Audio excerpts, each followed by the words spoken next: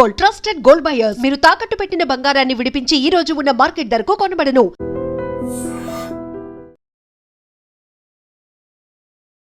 జయ జయ జయ ప్రియ భారత జనయిత్రీ దివ్యధాత్రి. చాలా అద్భుతంగా పాడారు మాధవీలత గారు, చాలా బాగా వచ్చింది. నా తల్లి భూమి భారతి గురించి కదండి పాడడం.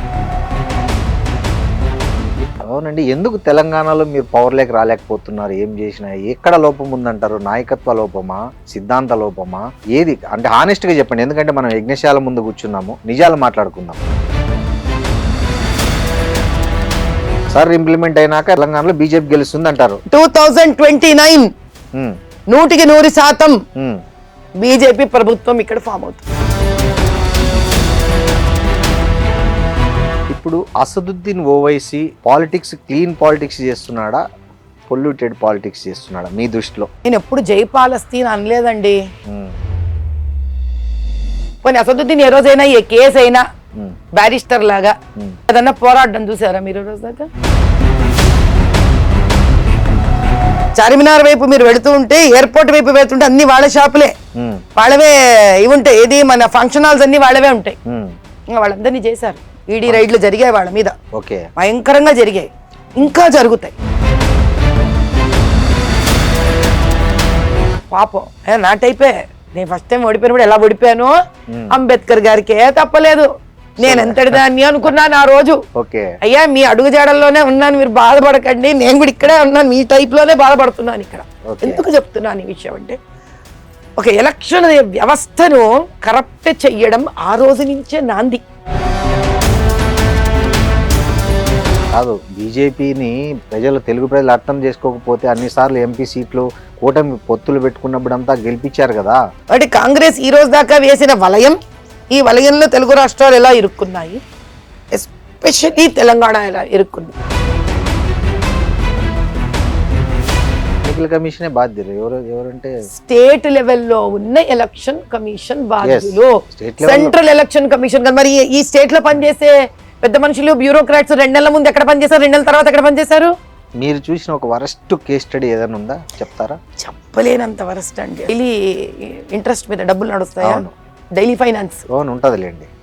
చిన్న వ్యాపారాలు పొద్దునిచ్చి సాయంత్రం కనుక ఇవ్వకపోతే ఆడొక్క రోజు చూస్తాడు, 2 రోజులు చూస్తాడండి, 3వ రోజు ఆ ఇంట్లో ఆడపిల్లని తీసుకెళ్ళి పెట్టుకుంటాడు. దమ్ము లేదు ఎవ్వరికి అక్కడ పోవడానికి. పోలీసులు కూడా వాళ్ళని ఏం చేయరండి. నమస్తే, వెల్కమ్ టు ఐడ్రీమ్ మీడియా. నేను మీ రొద్దం శ్రీనివాస్. ఇవాల్టి మన స్పెషల్ గెస్టు ఎవరో కాదు, none other than social media viral star, political sensational star, fiery బ్రాండ్గా అతి కొద్ది కాలంలోనే రాజకీయాల్లో తనదంటూ ఒక బ్రాండ్ క్రియేట్ చేసుకున్న కొంపల్లి మాధవీలత గారు. ఆమె మనతో ఉన్నారు, మాట్లాడదాం మాధవీలత గారితో. నమస్కారం మాధవీలత గారు. నమస్కారం శ్రీనివాస్ గారు. ఏంటండి ఇక్కడంతా ఒక యజ్ఞశాల, ఒక ఇదంతా చూస్తుంటే ఎక్కడో మనము ఒక పురాణ ఇతిహాస కాలంలో ఉన్న ఒక ఫీలింగ్ కలుగుతుంది. మంచిగా న్యాచురల్గా ఇవన్నీ చూస్తున్నాము. అసలు ఏంటిది కాన్సెప్ట్ ఏంటి అసలు? 2023లో ఓకే, అమ్మవారి నవరాత్రులు మొదలయ్యే ఒక వారం రోజుల ముందు సీతారాంబాగ్లో అప్పుడు భారత భాగ్య సమృద్ధి యజ్ఞం అని ఒక 45 రోజుల పాటు సీతారాం దేవాలయం ఉంది. అక్కడ చాలా పురాతన దేవాలయం అది. అక్కడ ఇంకో పక్కన ఒక శివాలయం ఉంది. ఆ శివాలయం సుమారు లెక్కగట్టుకుంటూ వెనక వెళితే కనుక 1500 సంవత్సరాల పురాతన దేవాలయం అంటది. హైదరాబాద్ లో సీతారాంబాగులో 1500 క్రితం. మన దౌర్భాగ్యం లేండి, భాగ్యనగరం అని పిలుచుకోవలసిన నగరానికి భాగ్యమే పోయి ఏదో పేర్లతో పిలుచుకుంటున్నాం, అది వేరే కథ. అసలు మీకు చాలా ఆశ్చర్యకరమైన విషయం ఏంటంటే, ఆ పాత బస్తీలో అంతా కూడా మీకు ఎన్నో దేవాలయాలు, చోళులు అప్పుడు దేవాలయాలు ఉన్నాయి, లక్ష్మీ నరసింహ దేవాలయాలు ఉన్నాయి. అంటే ఒక్కొక్కటి మీకు 1200 సంవత్సరాలు 1400 సంవత్సరాలు అట్లా వెనక్కు పోయే కొద్దీ ఉన్నాయి. అక్కడ ఒక మహాయజ్ఞం చేశాను, భారత భాగ్య సమృద్ధి యజ్ఞం అని. దేశం గురించి అక్కడ పాత బస్తీ నడుబొడ్డులో చేయాలి అని ఒక సంకల్పం కలిగి చేయడం. ఆ తర్వాత దాన్ని ఆపబుద్ధి కాలేదు.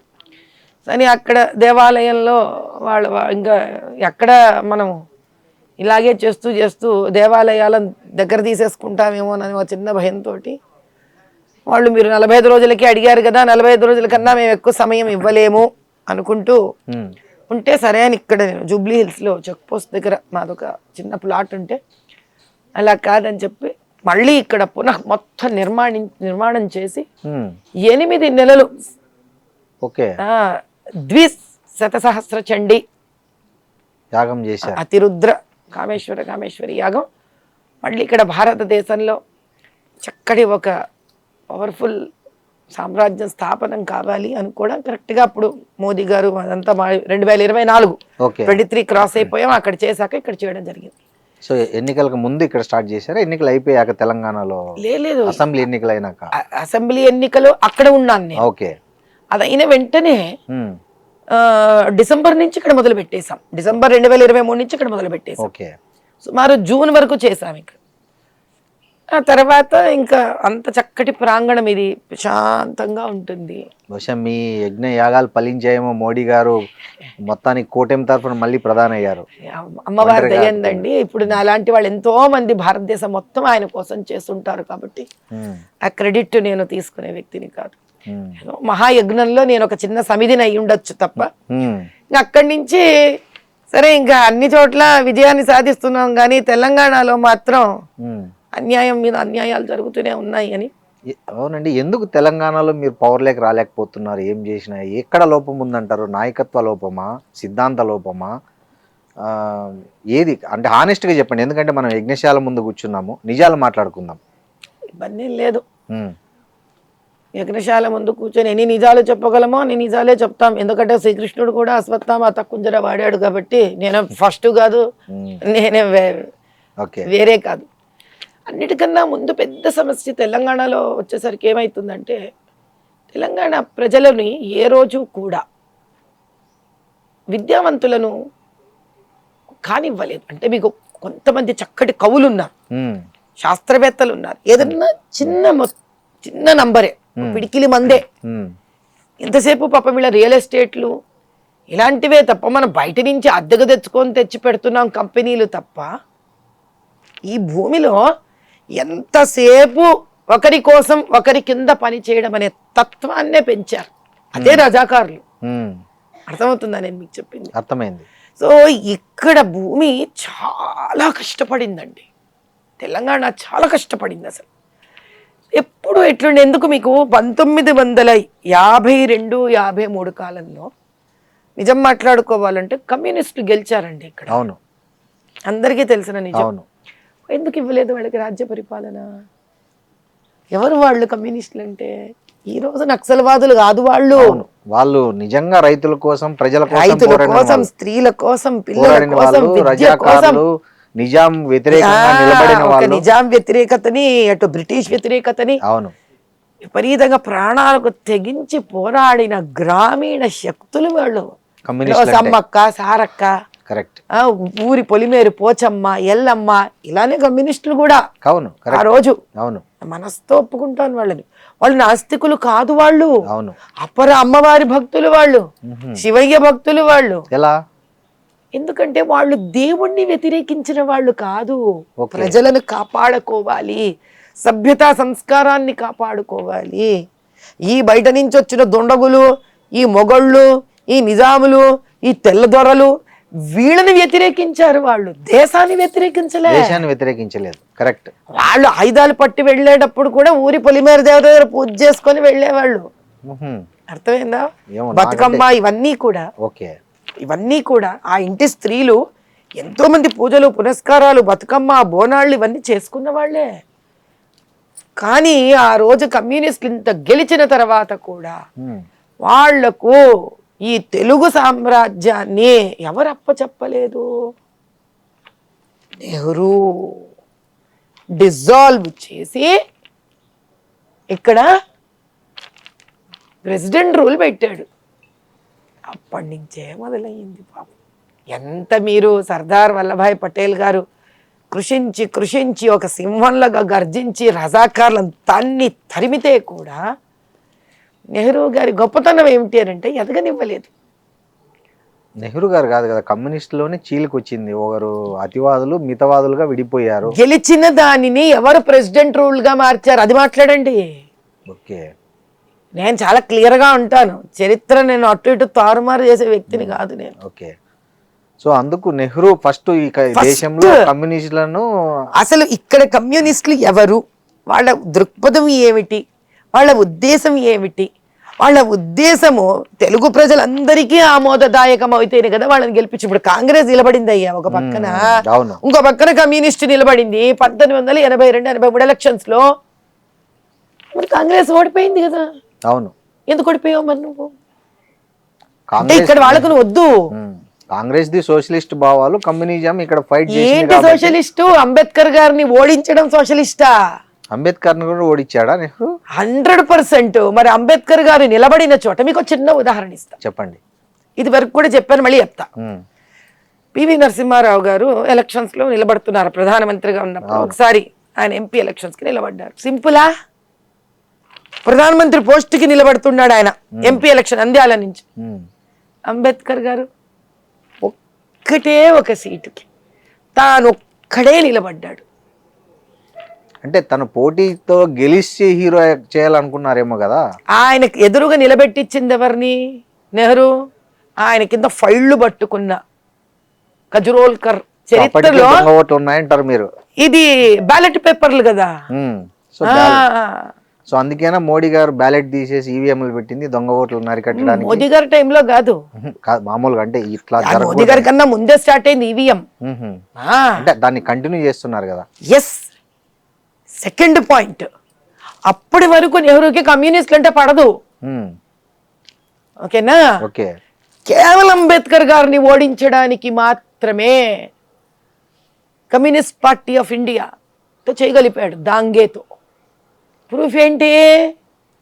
దాంగే విడిగా నిలబడ్డాడు, ఈయనకు ఆపోజిట్ గా. కాంగ్రెస్ నుంచి ఈయన అసిస్టెంట్ తీసుకొచ్చి ఈయన ఆపోజిట్ లో నిలబెట్టారు. న్యూస్ పేపర్లలో ఎలక్షన్స్ ముందు అంబేద్కర్ గారి గురించి తప్పుడు ప్రచారం వేస్తే అప్పట్లో ఒక ట్రిబ్యునల్ ఉండేది, మీకు ఎలక్షన్ కమిషన్ ట్రిబ్యునల్ ఉండేది. అది ఇండిపెండెంట్ బాడీ కాదు, కాంగ్రెస్ కింద పనిచేసేది, రూలింగ్ పార్టీ హయాంలో పనిచేసేది. So they did not even bother to disqualify Dange. ఎందుకని? కాదండి, నెహ్రూకు అంబేద్కర్ మీద ఇంత వ్యతిరేకత ఉంటే అతన్ని రాజ్యాంగానికి దానికి ఎందుకు అధ్యక్షుని చేస్తాడు? ఆయన రాసిన రాజ్యాంగాన్ని ఎందుకు ఆమోదించేసుకుంటాడు? అతను ఎవడు కాదు ఆమోదించడానికి. అయితే మీరు చరిత్ర చదువుకొని రావాలి, అదే మాట్లాడ. నెహ్రూ ఎవడండి ఆమోదించడానికి? ఆమోదించకపోవడం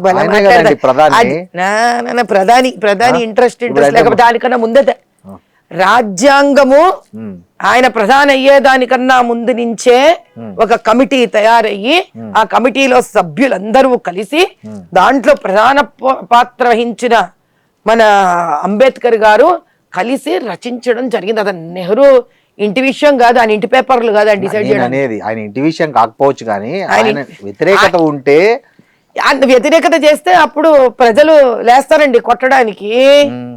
సో అందుకని మోడీ గారు 1954-55 సంవత్సరాలలో, అంటే అప్పటికి ఎంతకాలం అయిపోయింది మనకు వచ్చి? సుమారు 6-7 ఏళ్ళు అయిపోయింది మీకు. 47 అంటే అంతే. అప్పుడు నిలబడ్డాడు ఆయన ఎలక్షన్స్ కి. అంతవరకు ఆయన నిలబడలేదు పాపం. ఆయన నిలబడలేదు. చూసి చూసి చూసి విసుగొచ్చి ఆయన చెప్పింది ఏది వర్క్ చేయట్లేదు అని. ఆయన లేకుండానే, ఆయన ఒపీనియన్ వినకుండానే ఆయన రిజిగ్నేషన్ ఆమోదం జరిగింది. మీరు టెక్నికల్ గా చూస్తే చాలా చేశాడు ఆ నెహ్రూ. ఓకే. కాబట్టి ఇప్పుడు దాని గురించి మాట్లాడితే మనకు టాపిక్ ఇంకో దిశగా, చరిత్ర మీద ఒక రోజు మనం మాట్లాడుకోవచ్చు కావాలంటే. కరెక్టే. ఇప్పుడు వర్తమాన రాజకీయాల మీద కాబట్టి నేను అనేది ఆ రోజు నుంచి ఎందుకు తెలంగాణలో భారతీయ జనతా పార్టీ ఎందుకు ఎదగలేకపోతుంది అదే చెప్తున్నాను. అప్పటి నుంచి ఒక నెహ్రూ కాంగ్రెస్ పరిపాలనలో స్వచ్ఛంగా ఉన్నది, స్వేచ్ఛగా ఉన్నది, అహింసావాదాన్ని తన వాళ్ళతో చెయ్యని ఒక చక్కటి దృక్పథంతో ఉన్న కమ్యూనిస్ట్ని చంపేశాడు. అక్కడి నుంచి తీవ్రవాదం మొదలైంది. ఓకే. అతివాదులు మితవాదులుగా విడిపోయారు. సో అక్కడి నుంచి మీకు ఏమైంది? కమ్యూనిస్ట్ నుంచి రకరకాల నక్సల్వాదం అని అవును వచ్చిందిలే మావోయిస్టులు, నార్సిజం అట్టు మొదలైంది. అవును దాన్ని తొక్కేయడమే ఆయన ప్రథమ బాధ్యత. ఎందుకో దేశమంతా అతనికి కాంగ్రెస్ కావడం ఒకటి, అతను వంశం వాళ్ళు పాలించాలనేది రెండు. ఈ రెండు సరే. నెహ్రూ కరెక్ట్, అది కాదు కాదు మీరు వినాలి. దాన్ని తెలియాలంటే మరి ఓపిక ఉండాలి మీకు. ఓకే, పాయింట్ నెంబర్ 2, ఎందుకంటే ఇదే Dange who is leader of communist party of India correct గా 1957 ఎలక్షన్స్ అయిన తర్వాత కాంగ్రెస్ లోకి జంప్ అయ్యి he has become MP and he was minister there. Okay, ఈ కనెక్షన్స్ అన్ని చూసుకోవాలి మీరు. ఇప్పుడు మనకు బీజేపీలోకి చాలా మంది వచ్చినట్లు వేరే వేరే పార్టీల్లో సిబిఐ ఈడీ కేసులు ఎదుర్కొని అంటే వాళ్ళని మనం ఎవరి ముందు కూడా నిలబెట్టించలే. ఎప్పుడు ఎలక్షన్స్ కి అంబేద్కర్ ని ఓడించడానికి నిలబెట్టించిన దాంగే ఎవరైతే ఉన్నాడో ఈ దొంగ ఓట్ల ప్రచారము ప్లస్ దొంగ ఓట్లు వాడుకోవడము ప్లస్ ఈ అంబేద్కర్ గారి మీద ఏదైతే న్యూస్ పేపర్ల మీద తప్పుడు ప్రచారం వేయించాడో పోషణ జరిగింది. ఎందుకని first election petition of India file చేసింది అంబేద్కర్ గారు. ఆయన రాజ్యాంగం చూసి ఆయనే ఆశ్చర్యపోయినాడు. నేను రాసిన రాజ్యాంగమే నన్ను కాపాడుకోలేకపోయింది అని. ఆయన ఎప్పుడైతే BBC ఇంటర్వ్యూ చూడండి, నేను పబ్లిష్ కూడా చేశాను నా ఇన్స్టాగ్రామ్ లో. ఎడ్ల బండిని చూసి బుర్ర ఉపయోగించకుండా దాని వెనక పరిగెత్తి ఓట్లు వేస్తున్నారు అనుకున్నాడు ఆయన. పాపం నా టైపే. నేను ఫస్ట్ టైం ఓడిపోయినప్పుడు ఎలా ఓడిపోయానో అంబేద్కర్ గారికే తప్పలేదు. నేను ఎంతటి దాన్ని అనుకున్నాను ఆ రోజు. అయ్యా మీ అడుగు జాడల్లోనే ఉన్నాను, మీరు బాధపడకండి, నేను కూడా ఇక్కడే ఉన్నాను, మీ టైప్ లోనే బాధపడుతున్నాను ఇక్కడ. ఎందుకు చెప్తున్నాను ఈ విషయం అంటే, ఒక ఎలక్షన్ వ్యవస్థను కరప్ట్ చెయ్యడం ఆ రోజు నుంచే నాంది. First point. పాయింట్ నెంబర్ 2, వాళ్ళకన్నా పవర్ఫుల్ గా ఎవరైనా ఎదుగుతున్నారంటే వాళ్ళని ఆదిలోనే తుంచి వేర్లతో సహా పికిలించి పారేయడం communist in Telugu states. 2, 3 Waqf board సవరణ, ముస్లిం పర్సనల్ లా, ఇలాంటివన్నీ తీసుకొని వచ్చి వాళ్ళ సహాయ సహకారాలతో ఎప్పుడు ఒక ఓట్ బ్యాంక్ని అలా పోషిస్తూ ఉండడం. స్ట్రాటజీ 3. స్ట్రాటజీ 4, వాళ్ళని స్వేచ్ఛావంతులను చేసి వదలడం. ఎవరిని? ముస్లింలనో మైనారిటీలనో కాదు, ఈ ముస్లింలను మైనారిటీలను తొక్కి అణగదొక్కి మతం పేరిట వాళ్ళని హింస పెట్టి భయపెట్టించే ఆ మత పెద్దలు ఎవరైతే మత పెద్దలు ఉంటారో, రాజకీయ పెద్దలు ఉంటారో వాళ్ళని మాత్రమే పోషించడం. అర్థమైంది. సో ఇలా ఎప్పుడైతే ఒక వ్యూహం జరిగిందో, రచనాత్మక వ్యూహం ఎప్పుడైతే జరిగిందో, ఈ వ్యూహంలో అన్నిటికన్నా ప్రథమమైంది, ఇంతకన్నా బలీయమైన కారణం అని తెలుసుకోవాల్సింది ఏంటంటే, ఎంతో మంది దేశవ్యాప్తంగా ఈ అన్ని రాష్ట్రాల నుంచి ఎంతో మంది యోధులు, స్వతంత్ర పోరాటం చేసిన వాళ్ళు, స్వాతంత్ర పోరాట వీరులు దేశం స్వాతంత్రం వచ్చినప్పుడు ఉన్నారు. వీళ్ళ కూటమితో కలిసినదో వచ్చినదే Congress party. So Congress has local stand and stands in every state. అర్థమవుతుందని మీకు చెప్పింది. ఆంధ్ర తెలంగాణకు వచ్చారనుకోండి, సమైక్య ఆంధ్రాకి వచ్చారనుకోండి, టంటూరి ప్రకాశం పంతులు గారు, ఇక్కడ వాళ్ళు రకరకాల తెలంగాణ నుంచి ఐలమ్మ, ఇలా రకరకాల వేరే వేరే పోరాటం వాళ్ళందరూ వాళ్ళతో ఉన్నారు. మీరు అలా ఇక్కడికి వచ్చారనుకోండి, ఎక్కడ తమిళనాడుకి వచ్చారనుకోండి, అక్కడ పోరాట వీరులు వాళ్ళతో ఉన్నారు. కర్ణాటకకు వచ్చారండి, పోరాట వీరులు వాళ్ళతో ఉన్నారు. అంటే మళ్ళీ కేరళకు వచ్చారు, పోరాట వీరులు వాళ్ళతో ఉన్నారు. So they didn't have language barrier. ఏ కాంగ్రెస్ లో అయితే వాళ్ళు చేరిన తర్వాత అది పేట్రియాటిక్ నేషనలిస్టిక్ గ్రూప్ నుంచి పొలిటికల్ పార్టీగా కన్వర్ట్ అయ్యిందో, వాళ్ళ ఫస్ట్ అడ్వాంటేజ్ ఏంటి? అన్ని రాష్ట్రాల్లో వాళ్ళకి లోకల్ క్యాడర్ ఉంది. లోకల్ క్యాడర్ ఉంది. స్వతంత్ర పోరాటం క్యాడర్ మొత్తం షిఫ్ట్ అయ్యి పొలిటికల్ క్యాడర్ అయింది. కానీ బీజేపీకి అలా లేదుగా. మీకు నేననేది పూర్తి వినండి. ఇప్పుడు బీజేపీలో ఎవరైతే పెద్ద మనుషులు ఉన్నారో వాళ్ళందరూ హిందీ భాష మాట్లాడేవాళ్ళు. వాళ్ళు ఇక్కడ లోకల్ క్యాడర్ తెచ్చుకొని ఇక్కడ వ్యాపింపజేసి ఇక్కడ అవ్వడానికి ఇట్ టుక్ స్ట్రాటజికల్ టైం. ఎందుకంటే వీళ్ళందరికీ స్పష్టంగా అనర్గళంగా హిందీ మాట్లాడగలగాలి వీళ్ళు. వాళ్ళ భావాలను వీళ్ళు అర్థం చేసుకోగలగాలి, వీళ్ళ భావాలు వాళ్ళని అర్థం చేసుకోగలగాలి. ఎందుకు అసలు బీజేపీ ఎక్కడి నుంచి పుట్టిందండి? కాదండి, ఇప్పుడు బీజేపీ ఎక్కడి నుంచి పుట్టింది? కాదు, బీజేపీని తెలుగు ప్రజలు అర్థం చేసుకోకపోతే అన్నిసార్లు ఎంపీ సీట్లు కూటమి పొత్తులు పెట్టుకున్నప్పుడు అంతా గెలిపించారు కదా. ఇక్కడ మీకు 3 వచ్చాయి. అంటే కాంగ్రెస్ ఈ రోజు దాకా వేసిన వలయం, ఈ వలయంలో తెలుగు రాష్ట్రాలు ఎలా ఇరుక్కున్నాయి, ఎస్పెషల్లీ తెలంగాణ ఎలా ఇరుక్కుంది. నైజాం సర్కార్లో మీకు ఆంధ్ర బెల్ట్ ఎక్కువ ఇరుక్కోలా. నైజాం సర్కార్లో మీకు తెలంగాణ, నార్త్ కర్ణాటక బార్డర్స్, మహారాష్ట్ర, దక్కన్ భూమి అంటారు దీన్ని. అవును, ఇది ఇరుక్కుంది బాగా. ఇక్కడ ఎవరి రాజ్యం ఉంది? కాదండి, ఇప్పుడు ఈ మన ఇక్కడ ఎవరి రాజ్యం ఉంది? కాంగ్రెస్ వాళ్ళ నిజాం రాజ్యం. నిజాం రాజ్యం తర్వాత నిజాం రాజ్యం నుంచి ఇది వెళుతూ వెళుతూ కాసిం రజ్వీకి చేతికి ఇస్తే, కాసిం రజ్వీ వెళుతూ వెళుతూ ఎవరి చేతికి ఇచ్చాడు? ఎంఐఎం చేతికి ఇచ్చాడు. Understand the connections. ఇది అంత ఈజీగా మనం ఓ నిమిషంలో తేల్చి అవతల బారేసే విషయం కాదు ఇది.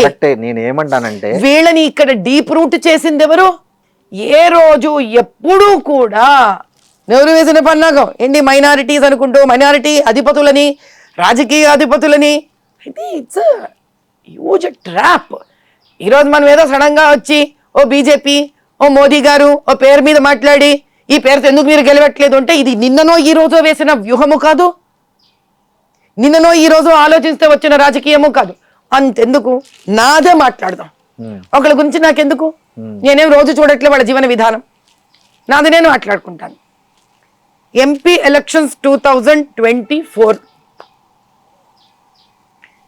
మీకు ఒక ఎలక్షన్ కమిషన్ ఎలా పనిచేస్తుంది? ఢిల్లీలో తన వాళ్ళు వచ్చి ఇక్కడ పనిచేయరు, ఇక్కడ వాళ్ళు తన కోసం పనిచేస్తారు.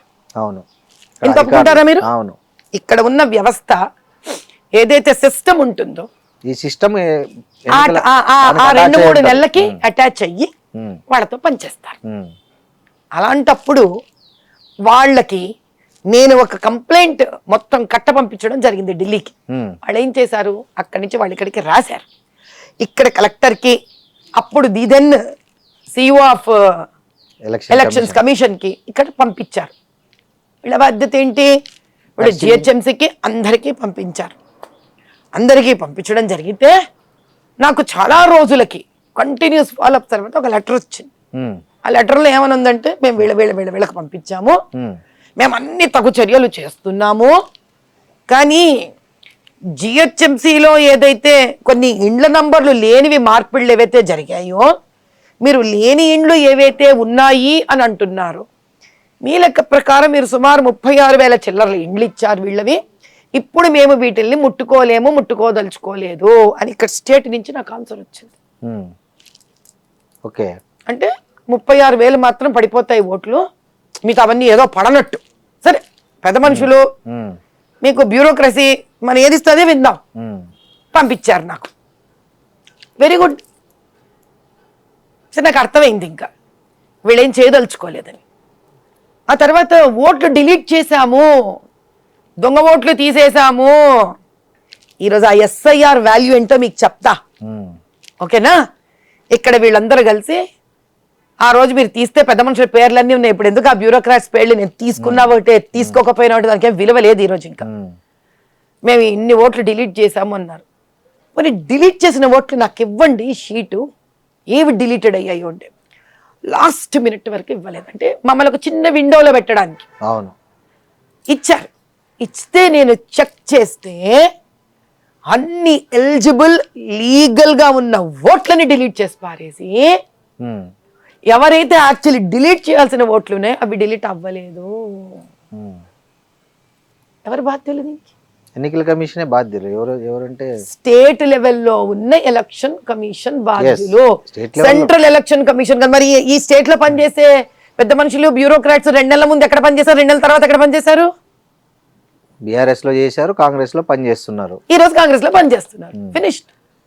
వాళ్ళు దేశానికి పనిచేయలా, వాళ్ళు ఎన్నికబడ్డ పవర్ లో ఉన్న పార్టీకి పనిచేశారు. మిమ్మల్ని ఇంకా ముందుకు వస్తాను, ఇంకా ప్రూఫ్ ఇస్తాను మీకు. Without proofs Madhavi Latha will never speak. ఆ రోజు నేను బురకా ఎత్తేసాను, గందరగోళం చేశాను. అసలు మామూలుగా మనం ఒక ఎఫ్ఐఆర్ వేయమంటే అసలు రోజుల తరబడి ఎఫ్ఐఆర్ అయ్యారు వీళ్ళు. 10 నిమిషాలు ఎఫ్ఐఆర్ పడింది నా మీద, బేగంపేట పిఎస్ లో. పర్లా వేసుకోండి, న్యాయాలు దైవాధీనం, దేవుడు ఎవరో పరిష్కరిస్తాడు. ఒక్కడి ప్రూవ్ చేయలేకపోయినారు నా మీద. ఏ స్త్రీనైతే నేను ఎందుకో అక్కడికి వెళ్ళక ఒక అనుమానం వచ్చింది నాకు. స్త్రీనా పురుషుడానా కాదు, ఏంటో తేడాగా ఉంది. ఐడి ఈవిడ ఏదో గల్లంత అయితే ఉంది. ఎందుకంటే వాళ్ళు ఎవరు చెక్ చేయట్లేదు, పోలింగ్ బూత్ ఆఫీసర్ చెక్ చేయట్లేదు, పోలీసులు బురకా చూసి స్త్రీలు ఎవరు చూడకుండా వీళ్ళని పంపించట్లేదు. ఫస్ట్ క్వశ్చన్, నువ్వు ఓటర్ ఐడి ఎలా చేయించుకున్నావు? ఫోటో పెట్టి తీయించుకుంటారు. స్త్రీలను పంపించి ఫోటోలు తీస్తున్నారా వీళ్ళకి ఏమన్నా? లేదు, పురుషులే తీస్తారు. ఏముంది, అయిపోయిందా క్లారిటీ? 2, పాస్పోర్ట్ ఎలా చేయించుకుంటున్నావు? అక్కడ ఎవరుంటే వాళ్ళు తీస్తారు. స్త్రీ ఆఫీసర్ ఉంటే స్త్రీ, పురుషుడు ఆఫీసర్ ఉంటే పురుషుడు. 3, ఇమిగ్రేషన్ ఆఫీసు, దుబాయ్ పో, అమెరికాకు పో, మిడిల్ ఈస్ట్ పో, ఏం చేస్తున్నావు? ఇమిగ్రేషన్ అటెండ్ అవుతారు. ఫేస్ రికగ్నిషన్ కెమెరాలు ఇస్తున్నావా? తంబు అన్ని తీసుకుంటారు కదా. అవును, నేనేమి రాజ్యాంగానికి విరుద్ధంగా అడగలేదు కదా మొహాలు చూపించాలని. మరి ఎందుకు మొహాలు చూడకుండా ఓట్లు వేయించడం జరిగింది? అప్పుడు ఎవరి పార్టీ నడుస్తుంది? పైనుంచి సెంట్రల్ ఎలక్షన్ కమిషన్ ఇక్కడ కానిస్టేబుల్ ఏం చేస్తున్నాడో వచ్చి చూస్తుందా? మీకు సిఐఎస్ఎఫ్ వస్తుంది, రైల్వే పోలీస్ వస్తుంది. మీకు ఎవరికైనా తెలుసా వాళ్ళ పని ఏంటో? లోపల ఉన్న పోలీసు కానీ, లోపల ఉన్న ఎలక్షన్ ఇన్ఛార్జ్ ఆఫీసర్ కానీ, బూత్ ఇన్ఛార్జ్ కానీ మీరు లోపలికి రండి ఇక్కడ గొడవ జరుగుతుంది అంటేనే వీళ్ళు లోపలికి వస్తారు. అంతవరకు రారు. ఆ నేను ఎలక్షన్లోనే మొదటిసారి తెలుసుకున్నాను ఈ సంగతి. సో మీరు ఎన్ని ట్రక్కులు ఎన్ని వ్యాన్లు తెచ్చుకున్నా అక్కడ waste. Okay, by rule they only have to stand there. They have no right to enter in to the polling booth without the instructions of polling officer. మీ ఓటమి ఓకే అక్కడ కాదు. ఏ కేసు అయితే నా మీద వేశారో ఆ కేసు ఆ నంబరు ఎగ్జాక్ట్ గా జిహెచ్ఎంసి ఇండ్లు లేవు అని నేను సబ్మిట్ చేసిన దాంట్లో ఈ నంబర్ ఉంది. ఏ నెంబరు? మీకు ఏ ఓటర్ ఐడి నంబర్ మీద నేను ఏదో బురకా ఎత్తేసానని కేసేసారే. అవును, ఆ ఓటర్ ఐడి నంబర్ చివరికి ఎక్కడ తేలింది అనుకున్నారు? నేను ఎతుకుతే మీరు కేసేసిన నేను ఆ 36,000 ఇండ్లు మేము మార్చము అన్నారు కదా వీళ్ళు. They are non existing. ఇల్లు ఉండదు, ఇల్లు నంబర్ ఉండదు, ఏముండదు. ఇల్లు నంబర్ క్రియేట్ అయ్యి జిహెచ్ఎంసీలో పేర్లు తయారైతాయి, అందులోని పేరు ఆవిడ. ఓహో, అంటే ఒక ఇల్లే లేని చోట ఇల్లు తయారు చేసి అభూత కల్పనలాగా, ఏది బాణంలాగా, బాణం లేని బాణం వేసి ఎఫ్ఐఆర్ కూడా వేసేసారు. అవును, కానీ లేని ఇల్లు తయారైన ఇంటికి జిహెచ్ఎంసీ నంబర్ వచ్చి, వచ్చిన ఇంట్లో ప్రజలు వచ్చి, ఓటర్లు వచ్చి, ఆ ఓటర్ ఐడి వేస్తుంటే మీరు చూశాను. బురకా ఎత్తారని నా మీద కేసు వేశారే 295. ఆ కేసు అంటే చూడండి వాళ్ళు ఎంత ఒళ్ళు తెలియకుండా ఉందంటే ఇక్కడ వ్యవస్థ. అయ్యో దొంగ ఓటే, ఈ దొంగ ఓటు మీద కేసు వేస్తున్నామని కూడా లేకుండా ఒళ్ళు తెలియకుండా ఎంఐఎం వాళ్ళు చెప్పడం, వీళ్ళు వెయ్యడం. అంటే ఇక్కడ ప్రజా వాక్కు కానీ ప్రజా హక్కు కానీ లేకుండా కాంగ్రెస్ ప్రభుత్వం కానీ టీఆర్ఎస్ కానీ తెలంగాణ ఎస్పెషలీ అంత బూత్ కబ్జాలు, బూతులు. అంతెందుకండి ఇన్ని మాటలు ఎందుకు మనకి? మన జూబ్లీస్లో రేవంత్ రెడ్డి గారు ఏమన్నారు? పాకిస్తాన్ మాది. మరి ఈయన తల్లిగారు ఊరో, మరి ఈయన అక్కడ పుట్టొచ్చాడో, అమ్మ పుట్టింటికి వెళ్తే మా లాంటి వాళ్ళు అమ్మ తల్లులు పుట్టింటికి వెళ్తే మమ్మల్ని అక్కడ కని తెస్తారు కదా. అలా మళ్ళీ పాకిస్తాన్ హమారా హే. మీరు తెలియపోతే మళ్ళీ వేసుకోండి క్లిప్పు. ఊరు వాడ వెళ్ళింది ఆ క్లిప్పు. పెద్ద కొత్త కాదు, వింత కాదు అది. మేమే ముస్లిమ్సే మేము అని అన్నాడుగా. ముస్లింల ప్రయోజనాలు ప్రొటెక్ట్ చేస్తామన్నాడు. మేమంతే, మేము కాంగ్రెస్ అంటే totally we are there only for Muslims.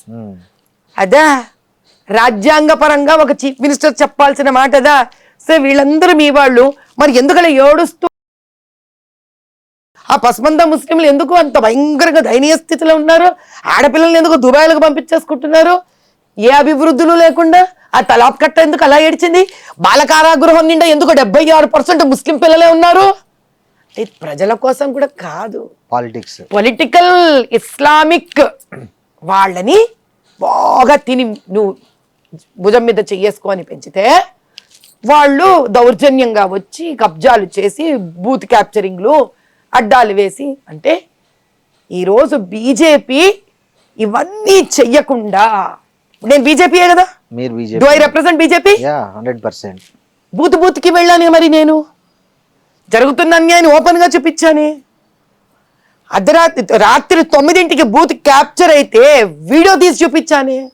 అక్కడ పెద్ద మనిషి ఉన్నారు, సౌత్ డీసీపీ గారు. ఆ రోజులలో ఆవిడ నాతో ధమ్కి ఇచ్చింది. ఆవిడ నాకు, మీరు ఇక్కడి నుంచి వెళ్ళకపోతే మేమేం చేయలేము, ఎంఐఎం మాబ్ వచ్చి మిమ్మల్ని కొడుతుంది అని. అంతటి అద్భుతమైన తెలంగాణ రాష్ట్రంలో అన్నిటికీ తెగించిన నాకే వీళ్ళు ధమ్కీలు ఇవ్వగలిగితే, గెలవనివ్వకుండా బూత్ క్యాప్చర్లు చేసుకొని కాదు మరి సామాన్య ప్రజల పరిస్థితి ఏంటి? కాదండి, మరి గెలిచినారు కదా మీ పార్టీ నుంచే. అందుకే ఈసారి ఎస్ఐఆర్ ని గట్టిగా అవలంబిస్తారు. ఎందుకని ఇప్పుడు నేననేది మొన్న ఎలక్షన్ లోనే మీ పార్టీ నుంచి గెలిచారు కదా అంటున్నా. ఎన్ని గెలిచామండి, ఎన్ని గెలిచాం? 8 ఎంపీ. అదో పెద్ద నంబరా? 17కు 17 గెలవాలి బీజేపీ. అంత ప్రేమ ఉంది ప్రజల్లో బీజేపీ మీద. అంటే మీకు జరిగిన కుట్రలు ఆ గెలిచిన వాళ్ళు ఎవరికి జరగలేదనా, లేకపోతే ఓడిపోయిన వాళ్ళందరూ మీలాగే కుట్రకు బలైన వాళ్ళనా? అంటే ఇప్పుడు చిన్న విషయం చెప్తాను మీకు. నవీన్ యాదవ్ ఉన్నాడు, ఆ మరదలు కేసేసింది, ప్రజలందరూ ఏడిచారు. వీడు గెలిపించగా వీడు క్యాండిడేట్ వస్తే ఓ పెద్ద ల్యాండ్ కబ్జాదారు, ఒక రౌడీ షీటరు, మా బతుకులు రోడ్డుకి ఎక్కుతాయి బాబు జూబ్లీ హిల్స్ లో, ఆల్రెడీ మామూలు ఇచ్చుకోలేక చచ్చిపోతున్నాము అని. ఇది జగమెరిగిన సత్యం. ఇది ఇలా పెద్ద మహాదేవులతో చెప్పడానికి ఏం లేదు ఇందులో. ఓ చిన్న జొన్న రొట్టె పెట్టుకొని అవ్వ కూడా మామూలు ఇవ్వాలి బాబు, జొన్న రొట్టె కాల్చుకోవాలండి. ఇక కూరగాయల బండి, పళ్ళ బండి చెప్పుకొనే వద్దు. చాలా మంది ఆంధ్ర నుంచి వచ్చిన వలసదారులు 30-40 ఏళ్ల నుంచి వాళ్ళు ఉన్నారు. వాళ్ళు ఒక బోరింగ్ వేసుకోవాలన్నా వాళ్ళు మామూలు ఇచ్చుకోవాలి. అక్కడ కాంగ్రెస్ అంటే కాంగ్రెస్, టీఆర్ఎస్ అంటే టీఆర్ఎస్. వాడుంటే వాడు ఒకడికి ఇచ్చి ఇంకొకడికి అయిపోతే అమ్మో అన్యాయం. అక్కడ సమానత్వం చాలా ఉంటుంది.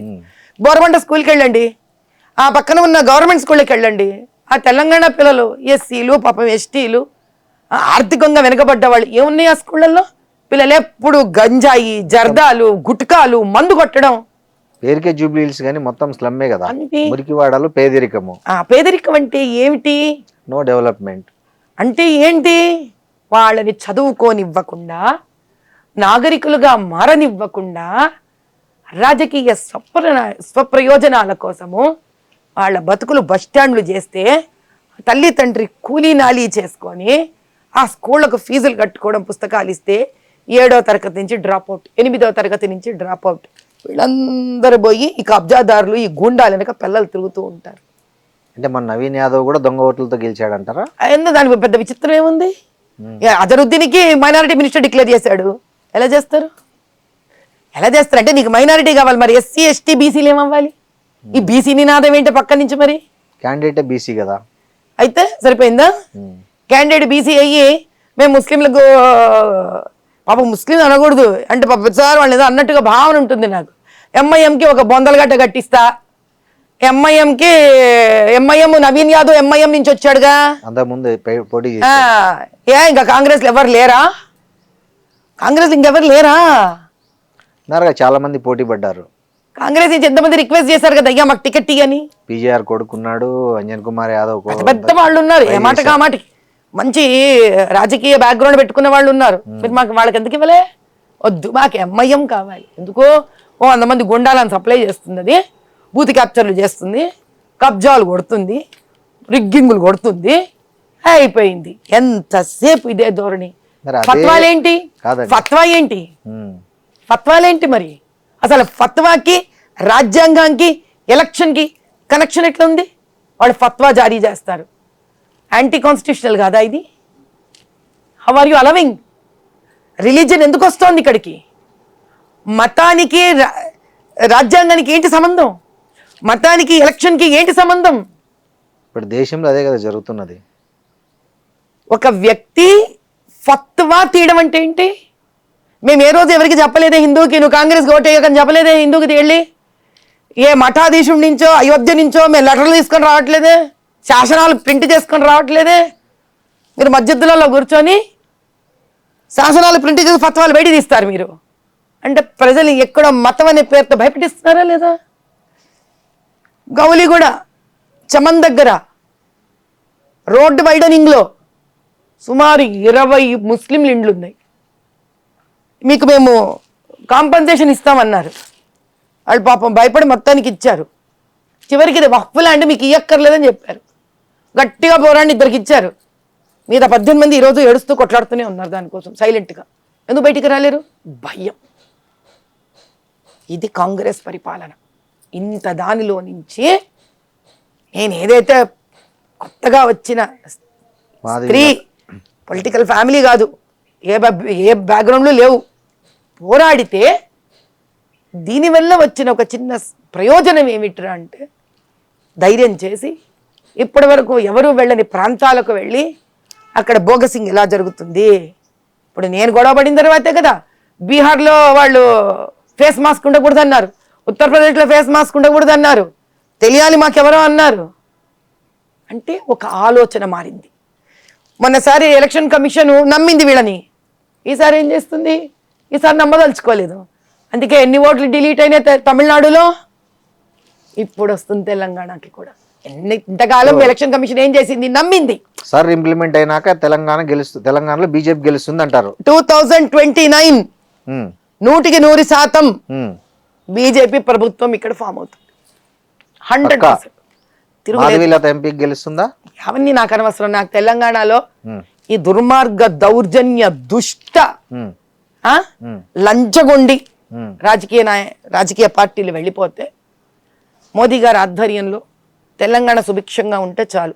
నాకు టికెట్ ఇచ్చినా పర్లేదు, నాకు టికెట్ ఇవ్వకున్నా పర్లేదు. అంటే ఏంటి అప్పుడే విత్డ్రా అయిపోతున్నారు పాలిటిక్స్ నుంచి? ఇచ్చినా పర్వాలేదు, ఇవ్వకున్నా పర్వాలేదు అంటే దాన్ని విత్డ్రా అన్నారు నాయన. వ్యామోహం లేకపోవడం అంటారు. అట్లా కాదండి, మీరు ఫైటరు ఫైట్ చేశారు, నేను ఫైట్ చేస్తూనే ఉంటాను. మీరు ఆ ఫలితం సాధించే వరకు ఎందుకు ఫైట్ చేయకుండా మధ్యలో ఆపేస్తున్నారు? మీరు అదే చెప్తున్నాను, మీకు భాష అర్థం కావట్లేదు శ్రీనివాస్ గారు. నా స్టేట్మెంట్ మళ్ళీ వినండి. నేను ఇచ్చినా ఇవ్వకపోయినా లేదు. మీరు ఏమనాలంటే నేను ఇయ్యాలి, నేను రావాలి, నా మేనమామ సొత్త పార్టీ నాదా బలి చెప్తారు మీరు. పార్టీ అధిష్టానం నిర్ణయిస్తుంది. మీకంటే బలమైన అభ్యర్థి వాళ్ళు నిర్ణయించుకోవాలి, నేను కాదు. నా పని ఒక తెలంగాణ పౌరురాలిగా తెలంగాణలో స్వచ్ఛమైన రాజకీయాలు రావడం కోసం పోరాడడం నా పని. అంతే. గెలవడం గెలవకపోవడం, పోటీ చేయడం చేయకపోవడం కాదు. గెలవడమో గెలవకపోవడమో అనేది పోటీ చేస్తే వస్తుంది. ఇప్పుడు పోటీ చేయడం చేయకపోవడమో టికెట్ ఇస్తే వస్తుంది. కాబట్టి నాకు టికెట్ ఇవ్వాలి అని శాసించే హక్కు నాకు లేదు. శాసించమనట్లే, టికెట్ ఇచ్చారు. ఇప్పుడు మొన్న జూబ్లీహిల్స్ కి అడిగాను, వాళ్ళ నిర్ణయం అది. అలాని జూబ్లీహిల్స్ మంచి కోరుకోవడం మానేస్తానా? మానను. నిజంగా మీకు జూబ్లీహిల్స్ టికెట్ వచ్చింటే మన పరిస్థితి ఎలా ఉండేది? అది ప్రజలు చూపించుండేవాళ్ళు మీకు. నేను చెప్పక కాదండి, మీ ఫైట్ అంటే మాధవీలత ఎట్లా ఫైట్ చేస్తుందో అందరికీ తెలుసు, ఐ డ్రీమ్ తో సహా తెలుసు. మాధవీలత తన గురించి తను మాట్లాడుకోవడం ఎందుకు?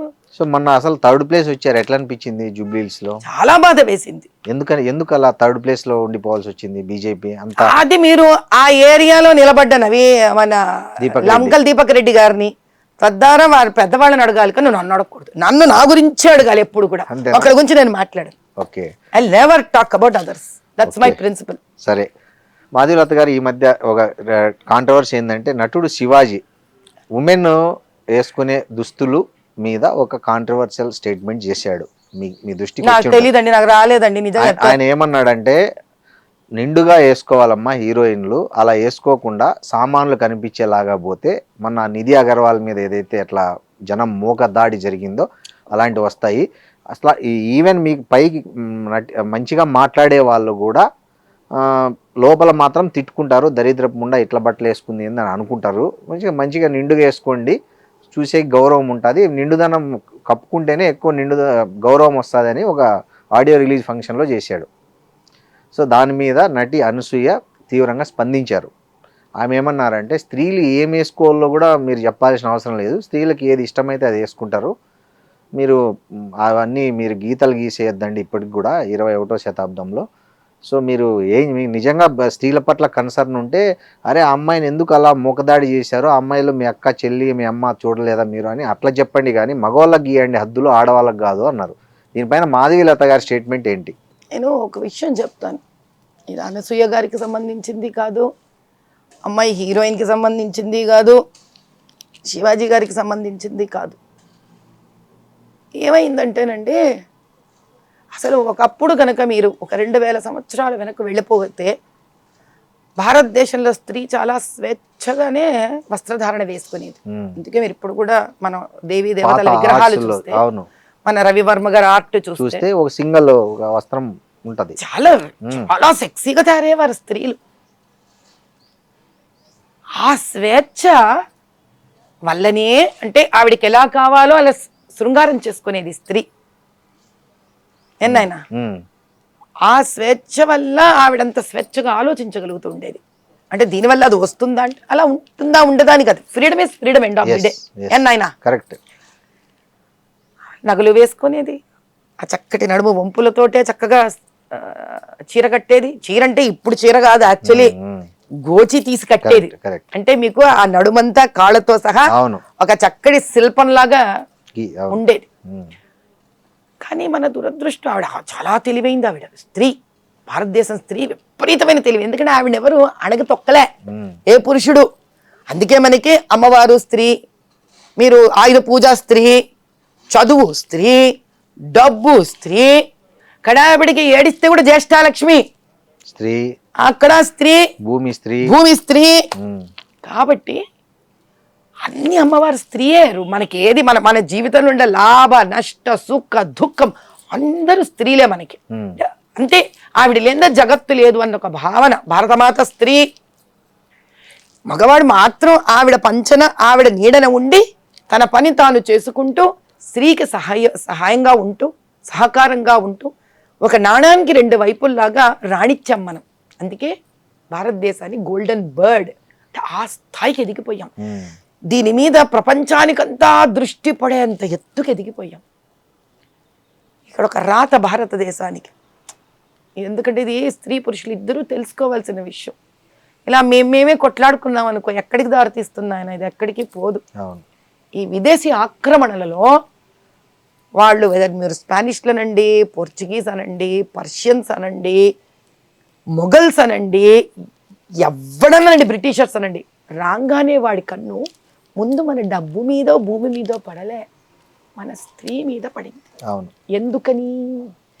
వాళ్ళ దేశాలలో ఈ వెధవలందరూ ఇప్పుడు ఆ శివాజీ గారు వాడిన దద్ర బూతులంతా వాళ్ళకి చెందాలి, నేను అనలేను కాబట్టి అటు పంపించండి. ఉమ్, బైబిల్లో రాసింది మీకు అన్నిట్లో తల నుంచి కాళ్ళ వరకు బంధించేసి వాళ్ళని ఇలా అడగదొక్కి చంపేసి స్వేచ్ఛగా మన స్త్రీ మీద కన్ను పడింది. 1 సంవత్సరమా, 2 ఏళ్ళ, 3 ఏళ్ళ, ఈ 100ల సంవత్సరాలు ఈ స్త్రీని హింస పెట్టి నలిపి పారేశారు. ఈ ప్రయాణంలో భారతదేశంలో ఉన్న మగవాడు ఎవరు? ఆ తండ్రి, అన్న, ఓ తమ్ముడు. భర్త, ఓ అన్న, ఓ తమ్ముడు, ఒక కొడుకు. ఇన్నేళ్లలో వీళ్ళకి ఎక్కడో తెలియని భయం, కాపాడుకోలేమన్న పిరికితనం, బాధ, అంతే ప్రేమ. ఈరోజు 21వ శతాబ్దం వల్ల మనం గొప్పవాళ్ళమో, స్వేచ్ఛగా బట్టలు వేసుకోవాలో కాదు శ్రీనివాస్ గారు. 2000 సంవత్సరాల క్రితమే మనం స్వేచ్ఛాజీవులం అండి. అత్యాధునికత మనకి. అవును. ఈరోజు ఇంకా ఒక దాస్య శృంఖలాలలో బతుకుతున్నాం మనం. ఎంతసేపు బెంగ. ఆడపిల్ల ఇంటి నుంచి వెళితే ఇంటికి వస్తుందా రాదా, వస్తుందా రాదా, వస్తుందా రాదా. ఆ బెంగలో పడి ఎలా మాట్లాడుతున్నానో తెలియక మాట్లాడారు శివాజీ గారు. అనసూయ గారు ఎవరు? ఇంతటి స్వేచ్ఛ స్త్రీ, భారతదేశ స్త్రీ, పరాశక్తి. అనసూయ గారిని ఎలా చూడాలి ఇప్పుడు మనం? పరాశక్తి అంటే 2000 సంవత్సరాల క్రితమే డిఎన్ఏ RNAలో స్వేచ్ఛ, శక్తి, యుద్ధం, వంట, ఫైనాన్స్ మేనేజ్మెంట్, ఆంటర్‌ప్రెన్యూర్‌షిప్, మీరు ఏది అడిగితే అది ఉన్న స్త్రీ. ఎక్కడ పోతుందా డిఎన్ఏ? ఈ 2000 సంవత్సరాలుగా మనం అణగదొక్కిపడ్డాం స్త్రీలు. ఎందుకని? ఈ వెధవల నుంచి కాపాడుకోవడానికి. కాబట్టి వీళ్ళు వాళ్ళని తిట్టుకొని ప్రయోజనం లేదు, వీళ్ళు వాళ్ళని తిట్టుకొని ప్రయోజనం లేదు. ఈరోజు మనం చేయవలసింది ఏంటి కర్తవ్యం అంటే, ఆవిడలోంచి ఒక పాయింట్ తీసుకోవాలి. ఏమని? మీకు అక్కలు చెల్లెళ్ళు లేరా? ఆహా, ఇదని వేస్ట్. అక్కలు చెల్లెళ్ళు ఉన్నారు ఏమిటి బాధలు వీళ్ళకి. ఇప్పుడు మనం సైకాలజీ అర్థం చేసుకోవాలి. మన దగ్గర ఉన్న ఇండ్లల్లో మగవాళ్ళందరికీ తల్లి కూర్చోబెట్టి, నాన్న తల్లే కదా మరి చెప్పాలి, తల్లే చెప్పాలి. ఇప్పుడు మగవాడు నీకు అక్క చెల్లెలు లేరా అంటే ఆ మగవాడు ఇంకో మగవాడికి ఏం చెప్పుకుంటాడు? చెప్పలేడు. మళ్ళీ బాధ్యత స్త్రీదే. తల్లి కూర్చోబెట్టి, నాన్న ఒకప్పుడు భారతదేశం ఇలా ఉండేదిరా, స్త్రీ స్వేచ్ఛాజీవిరా, ఆవిడలోని మాతృత్వాన్ని చూడాలిరా, నువ్వు సామాన్లు సరుకులు అనకూడదు నాన్న, అక్కడి నుంచేరా తల్లి నీకు పాలు ఇచ్చి పెంచి పెద్దదాన్ని చేస్తుంది తండ్రి. కాబట్టి నీ ప్రతి స్త్రీలో ఒక మాతృభావనని చూడగలుగురా నాన్న అని తాను గర్భం దాల్చినప్పటి నుంచి ముందు ఆ స్త్రీ తన ఇంకొక స్త్రీని గౌరవించగలగాలి. గర్భంలో నుంచి వస్తున్న శిశువులోని కణాలు తయారవుతాయి చూడండి, ఆ సందర్భం అప్పటి నుంచే స్త్రీ మీద భక్తి భావన సనాతన హిందూ ధర్మంలో ఒక ప్రహ్లాదులు లాంటి కొడుకు నాకు పుట్టాలని కోరుకోవాలి. స్త్రీ ఏమి ఇంకా పురుషుడేమి, ఈ సమాజానికి సమస్య తీరినట్టే కదా.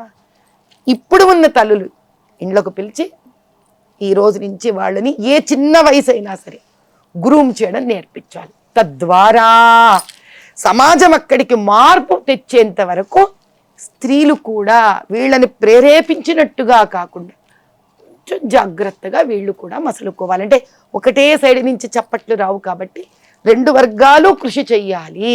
దేనికి?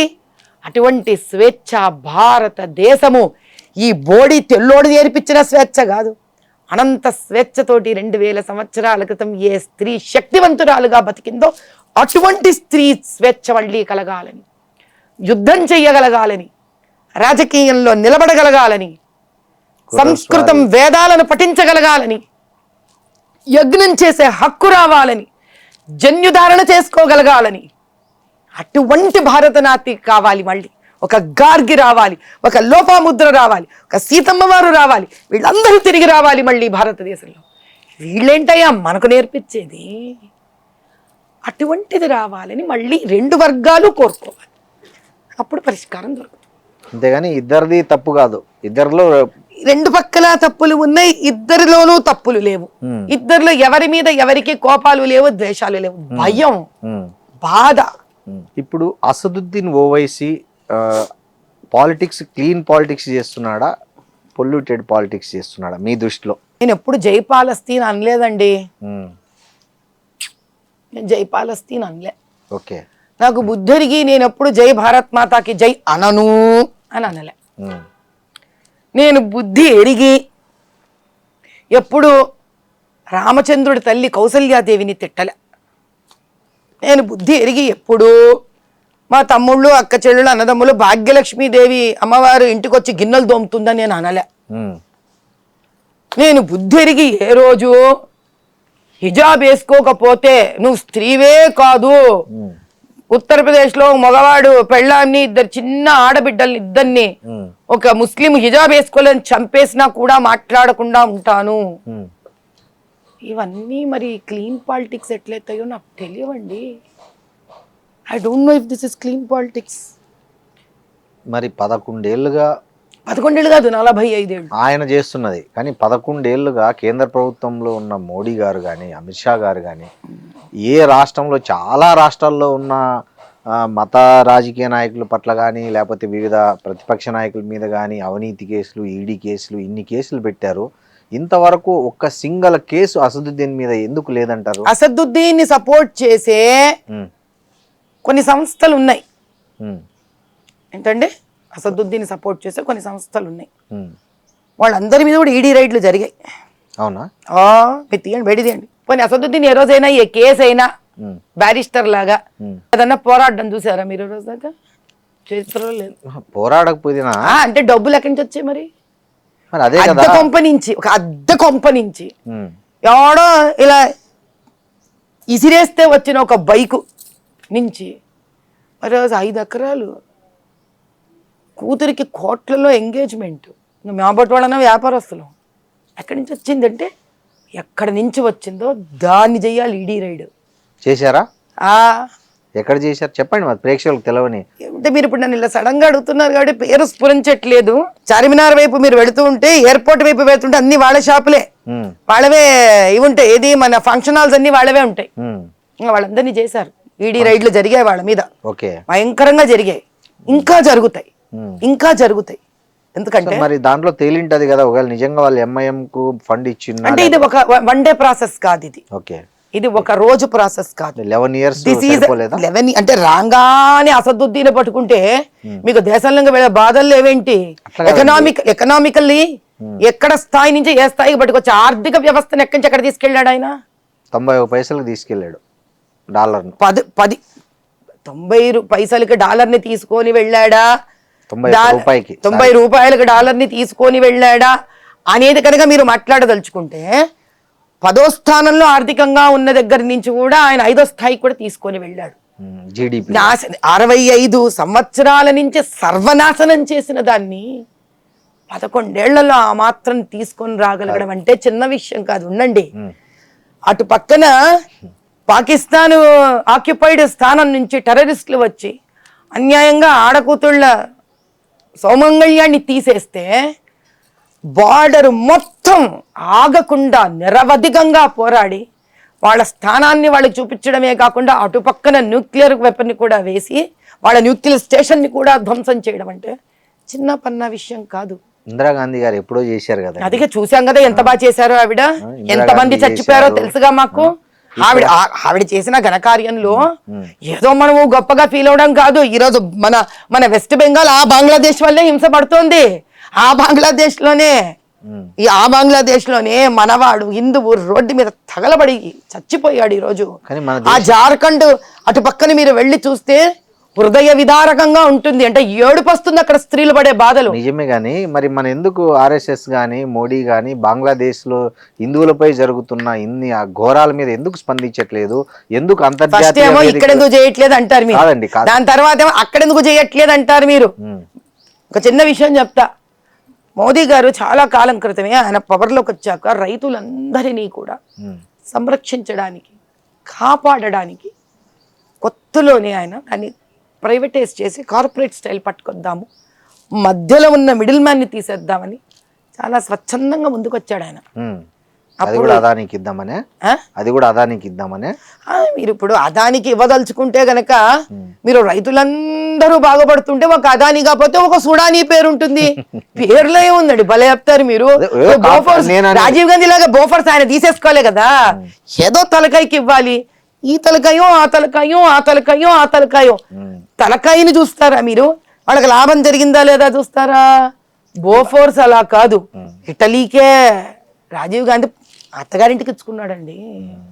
అవన్నీ మాడుకుందాం మనం. మరి అట్లాంటప్పుడు అప్పుడు ఐ డ్రీమ్ కి 1 ఎపిసోడ్ సరిపోదు, నాతోటి ఎపిసోడ్లు చేయవలసి వస్తుంది. కాబట్టి విషయం ఇక్కడ ఏమిటి అని అంటే తల మస్తకం కశ్మీర్ ఆర్టికల్ 360 వినండి, ఒకటి కాదు ఇక్కడ రద్దయింది. ట్రిపుల్ తలాక్ ఒకటి కాదు ఇక్కడ రద్దయింది. ఆయన 11 ఏళ్లలో ఒక జీవిత కాలంలో 65 ఏళ్లలో ఏ ప్రధానమంత్రి చేయలేదు, పివి నరసింహారావు గారు తప్ప. అటల్ బిహారీ వాజ్పేయి గారు చాలా చిన్న పాకెట్లో ఉన్నారు, అప్పుడు ఆయన పివి నరసింహారావు గారు సహాయపడ్డారు. వీళ్ళు తప్ప ఎవ్వరూ చెయ్యలేనిది ఆ తూటాలు ఆయన పక్కన పెట్టుకొని ఆయన నిరవధికంగా శ్రమిస్తూ ఉన్నారు. దాని ఫలితమే వస్తున్నారు. Is solving one after the other. ఆయన తల్లిదండ్రులు ఏమి రాజకీయ రంగప్రవేశం ఉన్నవాళ్ళు కాదు. ఒక రాష్ట్రానికి ముఖ్యమంత్రి అవడం వేరు, ప్రధానమంత్రిగా ఆ సీటులో ఒకసారి కాదు, 2 సార్లు కాదు, 3వ సారి కూడా వచ్చి కూర్చొని దాన్ని పరిపాలించగల శక్తిని ఆయన చూపిస్తూనే ఉన్నారు. నేనేమంటానంటే ఇప్పుడు అల్లర్లు జరుగుతుంటే ఒక ఐక్యరాజ్య సమితికో ఒక అంతర్జాతీయ న్యాయస్థానానికో లేకపోతే ఒక దానికి మాట్లాడడం కానీ కనీసం ఒక భరోసా ఇవ్వడం ఎందుకు జరగట్లేదు అంటున్నా నేను. ఇప్పుడు RSS 100 years ఉత్సవాలు జరుగుతున్నాయి, కనీసం అక్కడైనా మాట్లాడాలి. ఏం చేస్తున్నారు మీకేం తెలుసు, నాకేం తెలుసు అండి. ప్రాక్టికల్ మీకు అర్థం కాలే.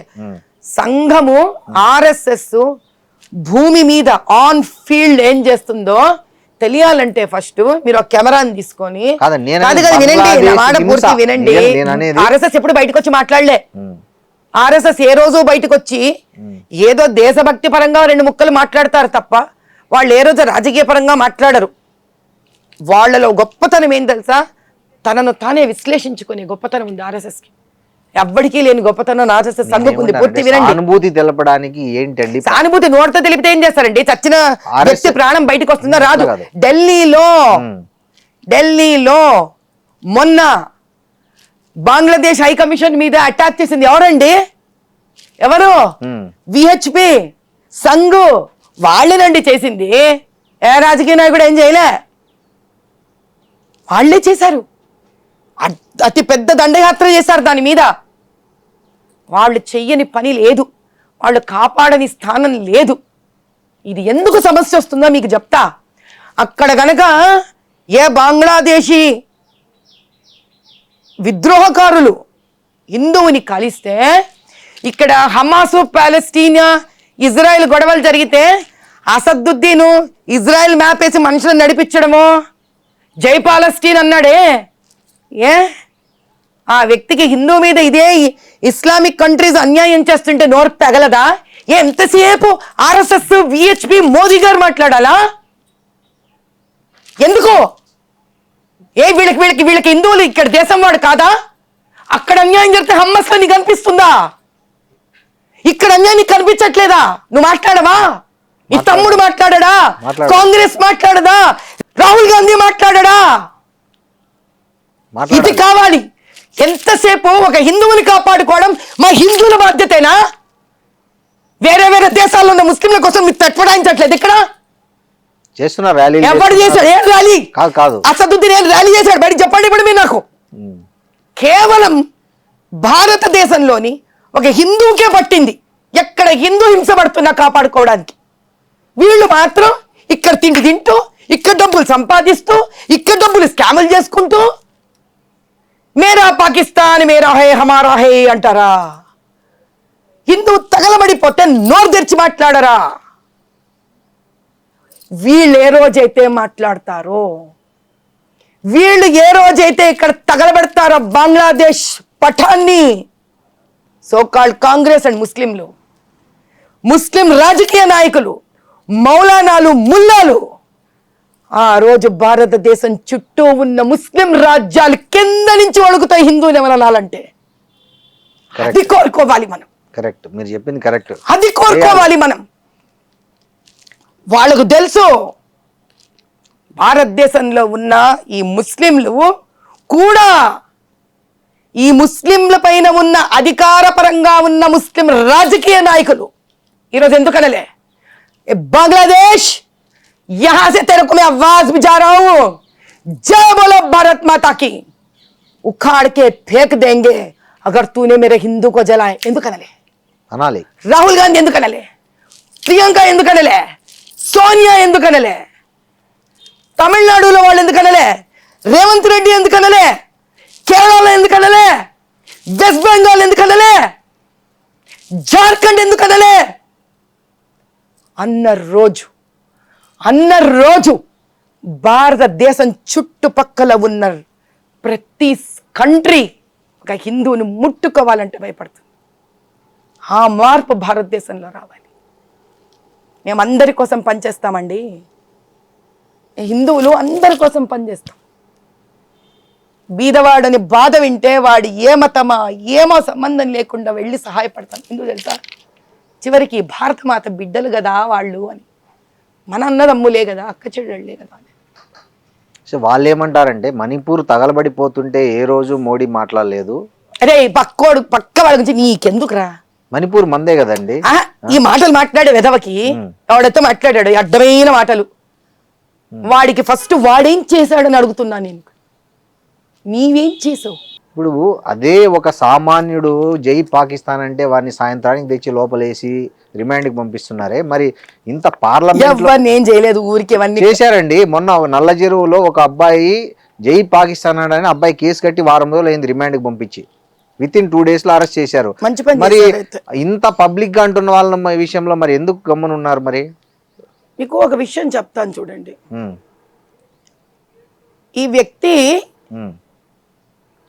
చాలా దొంగ పనులు చేసి దొంగ ఓట్లతోటి అటు ముస్లింల బీద వాళ్ళని కూడా హింస పెడుతూ ఆ డైలీ ఇంట్రెస్ట్ల మీద రన్ అయితే చూడండి. మీరు పాత బస్తీకి వెళ్ళి చూడండి, హృదయ విదారకమైన స్థితిలో ఉంటారు బీదవాళ్ళు ముస్లింలు అక్కడ. ఈ వ్యక్తిని వేర్లతో పెకిలించాలండి.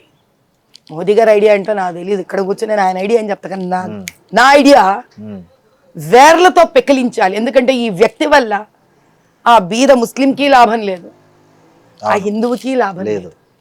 ఈ వ్యక్తి ఎవ్వరికి లాభం కాదండి, ఈ వ్యక్తి తనకే తాను లాభం. లండన్లో ఫారిన్లో ఆస్తులు చేసుకొని పోయి అనవసరంగా రెచ్చగొట్టి యువకులను అదే వాళ్ళని టెర్రరిస్టులుగా మార్చి ఇంకో మతాన్ని ద్వేషించేటట్టు మార్చి. కాబట్టి ఇది ఈ వ్యక్తి తనకు తానుగానే ఒక గ్రూప్. ఆ వ్యక్తిని మీరు తీసుకెళ్లి జైల్లో వేయడం వల్ల వచ్చేది ఏమీ లేదు.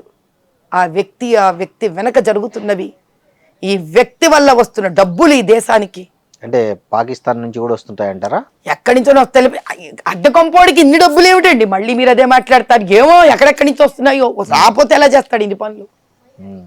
కాబట్టి అదంతా తెలుసుకొని వాటిని కత్తిరించాలండి. నిజంగానే మీరు ఒక లెటర్ రాయొచ్చు కదా మోడీకి. నేను ఎవరికి ఏం రాయక్కర్లేదు, ఆయన చేసే పనులు ఆయన చేస్తాడు, ఆయనకు తెలుసు. ఆయనకున్న పనులు ఆయనకు తెలుసు. నా పని నేను చేస్తే చాలు. ఇక్కడ నేను ఎవరికి ఏం చెప్పించగల, మీరు అది చేయండి ఇది చేయండి అని. నా పని నేను చేయాలి ఫస్ట్. కాదండి, అందుకే నాకు ఎప్పుడు కూడా నేను ఇంత పాత బస్తీలో తిరుగుతాను కదా. అవును, మీరు పాత బస్తీలో స్త్రీల కోసం చాలా రోజుల నుంచి కృషి హిందూ చేస్తున్నారు. ముస్లిం క్రిస్టియన్ అందరికీ చేస్తానండి నేను. స్కిల్ డెవలప్మెంట్ అని, టైలరింగ్ అందరికీ చేస్తా, ఉపాధి కోసం పని చేస్తున్నారు కదా. సో కానీ మీరు ఒకటి గమనించారా, మొన్న మీ ఎన్నికల్లో ముస్లిమ్స్ బీజేపీ అంటేనే ఒక భయం పడే ఒక పరిస్థితి ఉంది.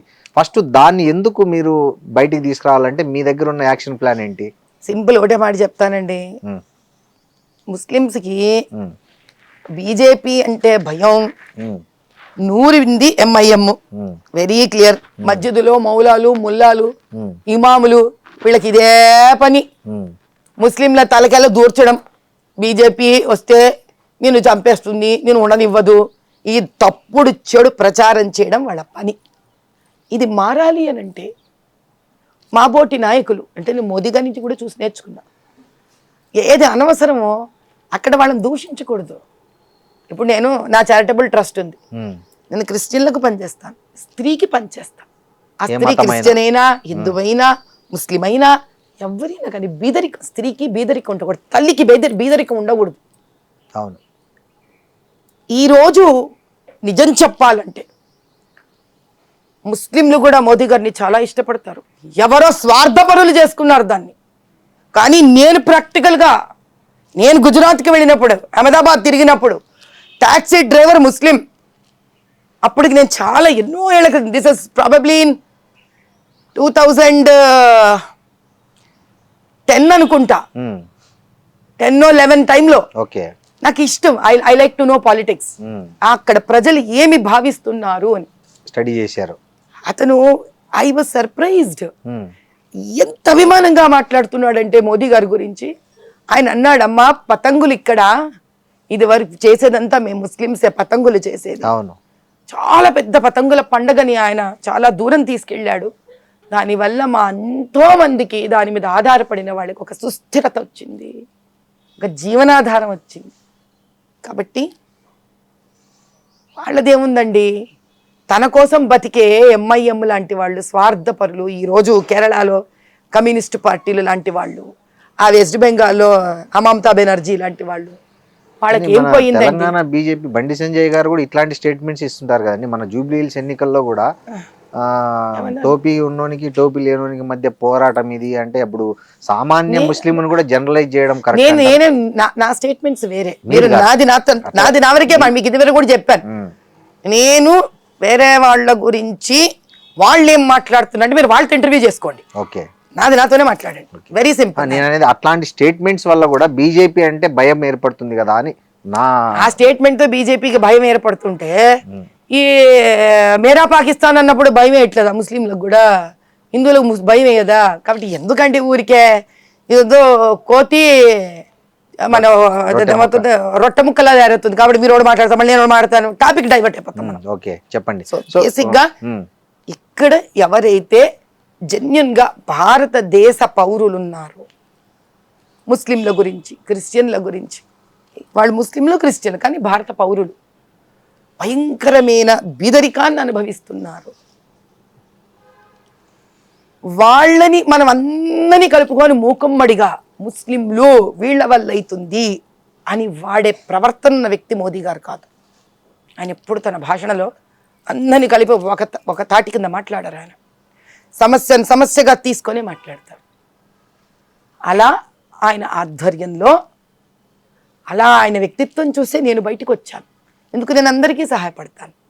నేను పార్దీవాడ బస్తీకి సహాయపడతాను, నేను మా నాయకు బస్తీకి సహాయపడతాను, ఫలక్నుమాలో ఆ పక్కన బ్రిడ్జ్ కింద ఉండే మా ఎస్సీ బస్తీకి సహాయపడతాను, నేను మా కార్వాన్ దగ్గర ఉండే జియాగూడ బస్తీకి సహాయపడతాను. అందరూ నా వాళ్ళే. నాకు ఒక బాధ్యత ఇచ్చాక వీళ్ళందరూ నా వాళ్ళే. బాధ్యత ఇవ్వకముందే అందరితో కలిసి పనిచేశాను. ఒక సమైక్యతా భావాన్ని పెంపొందించేయడానికి చెడపడంకి ఎంతసేపు అండి చెప్పండి. ఒక పాలంతా పాడడానికి ఒక్క విషబిందువు చాలు.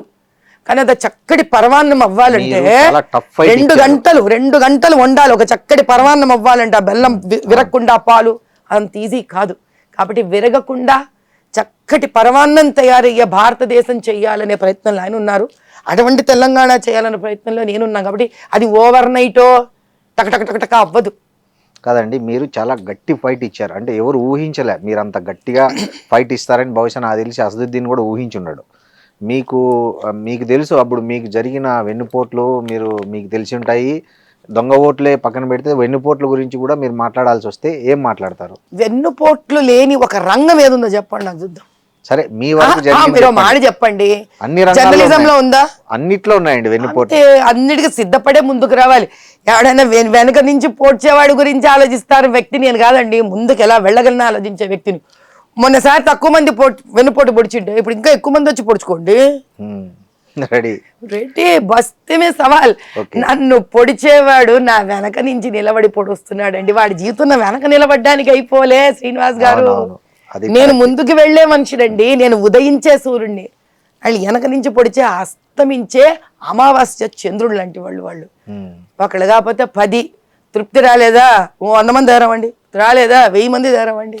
మీలాంటి వాడు మాది వీళ్ళతను ఆపలేరు. అంటే కాంగ్రెస్ పార్టీ లాంటి పాతుకుపోయినా కానీ బీఆర్ఎస్ లాంటి పార్టీలను గట్టిగా బుద్ధి చెప్పాలన్నా లేదా క్యాడర్ను బాగా మంచిగా మొబిలైజ్ చేయాలన్నా మీలాంటి వాళ్ళు కావాలి. సరే, సో ఆ అవకాశం ఇస్తే మీరు తీసుకోవడానికి రెడీనా? మీకు అర్థం కావట్లేదు. అవకాశం ఇస్తే ఓల్డ్ సిటీలో పోయే పోరాడిన మనిషినండి నేను. ఎక్కడ తగ్గానా ఇంటి నేను అవకాశం ఇచ్చినప్పుడు. సో రెడీ బీజేపీ పగ్గాలు ఇస్తే తెలంగాణకి న్యాయం జరగడం కోసం, తెలంగాణ అభివృద్ధి చెందడం కోసం, ఇప్పటికైనా తెలంగాణకు పట్టిన దరిద్రం వదలడం కోసం నాకు పార్టీ ఏ బాధ్యత ఇచ్చినా శిరస వహిస్తాను. నేను ఆనందంగా చేస్తాను, సంతోషంగా చేస్తాను. పదవిలో ఎంత పెద్దదా చిన్నదా కాదండి, చేసే మనసు పెద్దదై ఉండాలి నాన్న ప్రజల కోసం. మొన్న మోడీ గారు ఎంపీలతో మాట అన్నారని చూసాం, మీరు కూడా చూసింటారు. మీరు సరిగా పర్ఫామ్ చేయట్లేదు, తెలంగాణలో ఇంత చేస్తున్నా కూడా మనం పవర్లోకి రాలేకపోతున్నాము అని. సో దీన్ని ఎట్లా తీసుకోవాలి బీజేపీ క్యాడర్? ఎట్లా తీసుకోవాలి ఏంటంటే భలే చెప్తారు. ఇప్పుడు పెద్ద మనిషి మా పెద్దన్న ఆయన, మా అధిపతి ఒక మాట అంటే దాన్ని వినాలి, దానిలో తప్పులు తెలుసుకోవాలి, ఐకమత్యంగా కలిసి ఉండాలి. ఆయన చెప్పిన మాట విని మార్పులు చేర్పులు చేసుకోవాలి. అలా పెద్ద విచిత్రం ఏముంది విషయం. ఐకమత్యం సాధ్యమేనా తెలంగాణ బీజేపీలో? ఐకమత్యం సాధ్యం కాకుండానే రజాకార్లను తరిమి కొట్టారా? ఎప్పుడైనా మీకు మాట చెప్తానయ్యా శ్రీనివాస్ గారు, ఐకమత్యం అనేది ఒక అవసరం లాంటిది. అవసరం కరెక్ట్, పూర్తి చెప్పనివ్వండి. ఐకమత్యం అనేది ఒక అవసరం లాంటిది. భారతదేశాన్ని బ్రిటిషర్ దాస్య శృంఖలాల నుంచి విడిపించుకోవడానికి ఇన్ని భాషలు, ఇన్ని మతాలు, ఏంటి జిన్నా నెహ్రూ టైప్లోనే కలిసి పనిచేసిన దేశం ఇది. అవును. కాబట్టి నాయకులకు కూడా ఇంకా తప్పదు, మాకు ఇంత ప్రేమించే ప్రజల కోసం మేము ఒకటవ్వవలసినదే, లేకపోతే మా ఉనికే ఎగిరిపోతుందేమో. ఓపెన్ మాట్లాడే వ్యక్తిని. కరెక్ట్. అవసరం ఎంతటిది, అవసరం వచ్చిన రోజు అట్లే ప్రజలు కూడా, అరే చివరికి మోదీ గారు కదరా అక్కడి నుంచి రాజ్యం వేయలేదు మనని, మనం ఆయన కోసం ఓటు వేసుకోవాల్సిందే, బీజేపీని గెలిపించుకొని తీరవలసిందే. మన వంతు ప్రయత్నం మనం కూడా సుస్థిరంగా చేద్దాం. ఈరోజు బీహార్ని గెలిపించుకున్నాడా లేదా ఆయన, ఢిల్లీని గెలిపించుకున్నాడా లేదా ఆయన, మహారాష్ట్రాన్ని గెలిపించుకున్నాడా లేదా ఆయన, దీన్ని కూడా మనం ఆయన గెలిపించిస్తే దీన్ని కూడా ఆయన బాగు చేస్తాడు, అక్కడి నుంచి తెలుసు ఆయనకి ఏం చెయ్యాలో అన్న నమ్మకం ఇట్లా ప్రజలు కూడా ముందుకు తీసుకొని వెళితే ఒక చోట రెండు కలిసిపోతాయి. బీజేపీ పాత తరం కొత్త తరం మధ్య క్లియర్ గ్యాప్ ఉన్న మాట వాస్తవమని అంగీకరిస్తారా? నాకు అన్ని తెలియదండి. నేనేమో 18 నెలలు వచ్చి ఇప్పుడు తప్పించుకుంటున్నారండి. నాకు అసలు తప్పించుకోవడం అంటే ఎలా ఉంటుందో తెలియదు. శ్రీనివాస్ గారు నన్న మీరు అనేది తప్పించుకుంటున్నారు. గ్యాప్ మీరు ఫేస్ చేయలేదండి? నిజం చెప్పండి. నాకు ఇంతకీ పాత వాళ్ళు ఎవరో కొత్త వాళ్ళు ఎవరో తెలియదండి బాబు. అందరికన్నా కొత్త నేను. అదే నేను మీరు ఫేస్ చేశారా లేదా పార్టీలో? మీకు ఎంపీగా అనౌన్స్ చేసిన వెంటనే శ్రీనివాస్ గారు మీరు మాట చెప్తాను, చేసుకొని చెప్పండి. గుండెల మీద శుభ్రంగా వేసుకుంటాను, ఇక్కడ కూడా వేసుకుంటాను. మీరు ఆ ఫేస్ చేశారా లేదా? అమ్మవారి మంత్రం చెప్తాను. మీకు ఒక్క మాట చెప్తా, ప్రతి చోట ప్రతి రంగానికి ముందే తయారైన ఒక కుటుంబం ఉంటుంది, దానికి ఒక భాష ఉంటుంది. ఇదే ప్రశ్న మీరు గుండెల మీద వేసుకొని ప్రతి ఇంట్లో వచ్చిన ఒక కొత్త స్త్రీ ఎవరైతే వెళుతుందో కొత్త కుటుంబానికి, ఆమెని ఇబ్బంది పెట్టని ఒక్క ఫ్యామిలీని తీసి బయటికేయండి. నాకు ఇది మనుషులున్న చోట ఒక సైకాలజీ నడుస్తుందండి. కరెక్ట్ అండి, మీరు చెప్పేది నిజమే. ఓపిక ఓర్మి కొత్తగా వెళ్ళిన వాళ్ళకు కూడా ఉండాలి. ఆల్రెడీ ఉన్న వాళ్ళకి ఎలా ఉంటుంది అని, ఇప్పుడు నా బోర్డు అయితే మహా డేంజరు పాపం. ఏమో నా పార్టీకి నేను బతికేస్తూ వెళ్ళిపోతా. ప్రజలు ఎట్లా ఆదరించారు. చావంటే భయం లేదు, బతకంటే తీపి లేదు. నిజం చెప్పడానికి ఆగను, ముందు వెనక చూసుకోను. పదవి ఇచ్చినా ఓకే అంటాను, ఇవ్వకపోయినా ఓకే అంటా. టికెట్ ఇచ్చినా ఓకే అంటాను, ఇవ్వకపోయినా ఓకే అంటాను. నేను కదండి పాపం వాళ్ళకి సమస్య. అవును, నేనెవరు అర్థం అవ్వాలా? అది రాజకీయ నాయకులు ఫస్ట్ అలా ఉండరు అంటారు చాలా మంది. నేను సమస్య అండి పాపం వాళ్ళకి.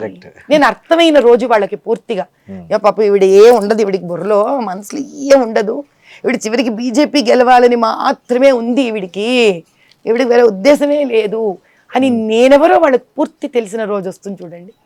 ఆ రోజు వాళ్ళే రియలైజ్ కాదు, వాళ్ళే శాంతపడతారేమో, వాళ్ళే పిలిపించేసుకుంటారు. అన్నిటికన్నా పెద్ద విషయం ఏం తెలుసా, ఈరోజు నేను మీతో ఇన్ని మాట్లాడుతున్నాను కదా, ఈ స్వేచ్ఛ ఎవరిచ్చారు? పార్టీని ఇచ్చింది, మీరు తీసుకున్నారు. మీలాగా అందరూ మాట్లాడరు, సారీ. అవునా? కానీ నేను మాట్లాడుతుంటే నాకు పార్టీ నుంచి పెద్దల నుంచి ఫోన్ రావాలి కదా, ఎందుకు ఇచ్చావమ్మా నువ్వు ఇంటర్వ్యూ? రాలే, ఏ రోజు రాలే. ఇప్పుడు మొన్న మీరు గోరక్షల మీద దాడి జరిగింది, మీరు చాలా ప్రముఖంగా మీరు ఒక్కరే ప్రొటెస్ట్ చేశారు నాకు తెలిసినంత వరకు. లేదండి, ఈటల్ గారు వచ్చారు, అక్కడ బండి సంజయ్ గారు వచ్చారు, కిషన్ రెడ్డి గారు వచ్చారు. ఫస్ట్ నేను చెప్పేది ఏదో ఒకరు ఫస్ట్ భలే ఉందండి. ఇప్పుడు మీరు టికెట్ కొనుక్కోవాలంటే కూడా ఎవడోడు ఫస్ట్ నిలబడతాడు. ఫస్ట్ నేను అనేది బాధ్యతలు ఉన్నవాళ్ళు. ఇప్పుడు కిషన్ రెడ్డి గారు ఒక మంత్రి, కేంద్ర మంత్రి, ఆయన రావాలి. ఈటల ఏమి అట్లా కాదండి, నేను ఖాళీగా ఉన్నా, నేను ఏం చేయలేదు, హోమం చేసుకుంటుంటా దేశం కోసం, తెలంగాణ కవర్ చేస్తున్నారు. కానీ ఫస్ట్ రియాక్ట్ అయింది మీరే. మీరు వచ్చారు ఇంటర్వ్యూకి, అప్పుడు నేను ఏం చేస్తున్నా, హోమం చేసుకుంటున్నా. నేను ఎంత ఖాళీగా ఉండకపోతే దేశం కోసం కూర్చొని హోమం చేసుకుంటుంటా. చెప్పండి, ఖాళీగా ఉన్న వాళ్ళందరూ రియాక్ట్ అవుతున్నారు చెప్పండి బీజేపీలో. ఇప్పుడు మీరు వచ్చారు, నన్ను అడిగారు, రియాక్ట్ అయ్యారు. వాళ్ళ దగ్గర పోండి, అడగండి, వాళ్ళు రియాక్ట్ అవుతారు. ఎవరు చెప్తే పోలే, మీరు స్వచ్ఛందంగా తెలుసుకొని వెళ్ళారు అక్కడికి, వాళ్ళ తరఫున పోరాడారు, నిలబడ్డారు, గట్టిగా ప్రొటెస్ట్ చేశారు. మీకు మాట చెప్తాను, నిజం ఉన్నది చెప్తాను. పాత బస్తీలో యువతరం చాలా మంది ఎవరైతే సనాతన హిందూ ధర్మాన్ని కోసం పోరాడతారో వాళ్ళందరూ అమ్మ అమ్మ అనుకుంటూ నాతో అడపా వచ్చి చర్చించుకుంటూ జనరల్గా ఏం చేద్దాం, ఎట్లా చేద్దామని వాళ్ళతో నేను టచ్లో ఉంటానండి. ఒక రాజకీయంగా వాళ్ళని ఏదో వాడేస్తాను అన్న వ్యక్తిలా చూడరు నన్ను. ఏదో వెళదాము, 2 సలహాలు తీసుకుందాము, అమ్మ ధైర్యం మనతో ఉంటే బాగుంటుంది అన్న ధోరణిలో నా పిల్లల్లా ఉంటారు వాళ్ళు. మీరు నమ్మితే నమ్మడి, లేకపోతే లేదు. అది జరిగి పిల్లాడు అలా హాస్పిటల్ అడ్మిట్ అయినప్పుడు నేను వంట చేస్తున్నాను రాత్రి, నాకు ఫోను వేడ్చుకుంటూ ఫోను, అమ్మా అన్యాయం అయిపోయిందమ్మా, ఇట్లా అన్యాయం అయిపోయిందంటే ఒక 10 నిమిషాలు ఇలా స్టవ్ ఆఫ్ చేసి వస్తా, ఓపెన్గా చెప్తున్నా నేను ఇది. వాడి ఫోన్ నువ్వు పెట్టరా బాబు, నువ్వు పెడితేనే కదా నేను 5 నిమిషాల్లో వంట ముగించుకొని వస్తానని 10 నిమిషాలలో వంట ముగించుకొని హడావిడిగా అక్కడి నుంచి పరిగెత్తి వెళ్ళా. ఈ పరిగెత్తి వెళ్ళడంలో ఆ పిల్లాడు పాప ఏడుస్తూ నాకు ఫోన్ చేయడంలో, నేను ఈ 10 నిమిషాలు వంట ముగించడంలో నేను అప్పుడే నంబర్ 1 అయ్యానా, 2 అయ్యానా, 3 అయ్యానా, 4 అయ్యానా, నాకు అట్లని కాదు, నాకు అంటే ఇంత తెలియదండి. ఓవరాల్ గా బీజేపీకి సంబంధించి కార్యకర్తలకు కానీ ఆ భావజాలం ఉన్న వాళ్ళకి కష్టం వస్తే ఫస్ట్ రెస్పాండ్ అయ్యే వాళ్ళు మంచిదే కదా. మాధవీలత ఉంటారు అనే క్రెడిట్ మీకు వచ్చిందండి. ఓన్లీ మంచిదండి, చాలా ఆనందం. ఇది ఉందని కూడా తెలియదు. ఈరోజు ఐ డ్రీమ్ శ్రీనివాస్ ద్వారా ఇది కూడా తెలుసుకున్నా, అంటే సంతోషం. మిగతా అందరూ కూడా అలా స్పందించే రోజు వస్తుందని మీరు అనుకుంటున్నారా అంటున్నారు? అందరూ స్పందిస్తున్నారు, ఎవరు వాళ్ళ పద్ధతిలో స్పందిస్తున్నారు. ఓకే, అందరం స్పందిస్తున్నాం, ఒక్కొక్కరితో ఒక పద్ధతి అంతే. హైదరాబాద్ అనేది ఒక మిక్స్డ్ సొసైటీ, అంటే మెట్రో సిటీ. అవును, విభిన్న జాతులు, విభిన్న కులాలు, విభిన్న అయ్యో మీరు విభిన్న దేశవాసులు కూడా ఉన్నారు.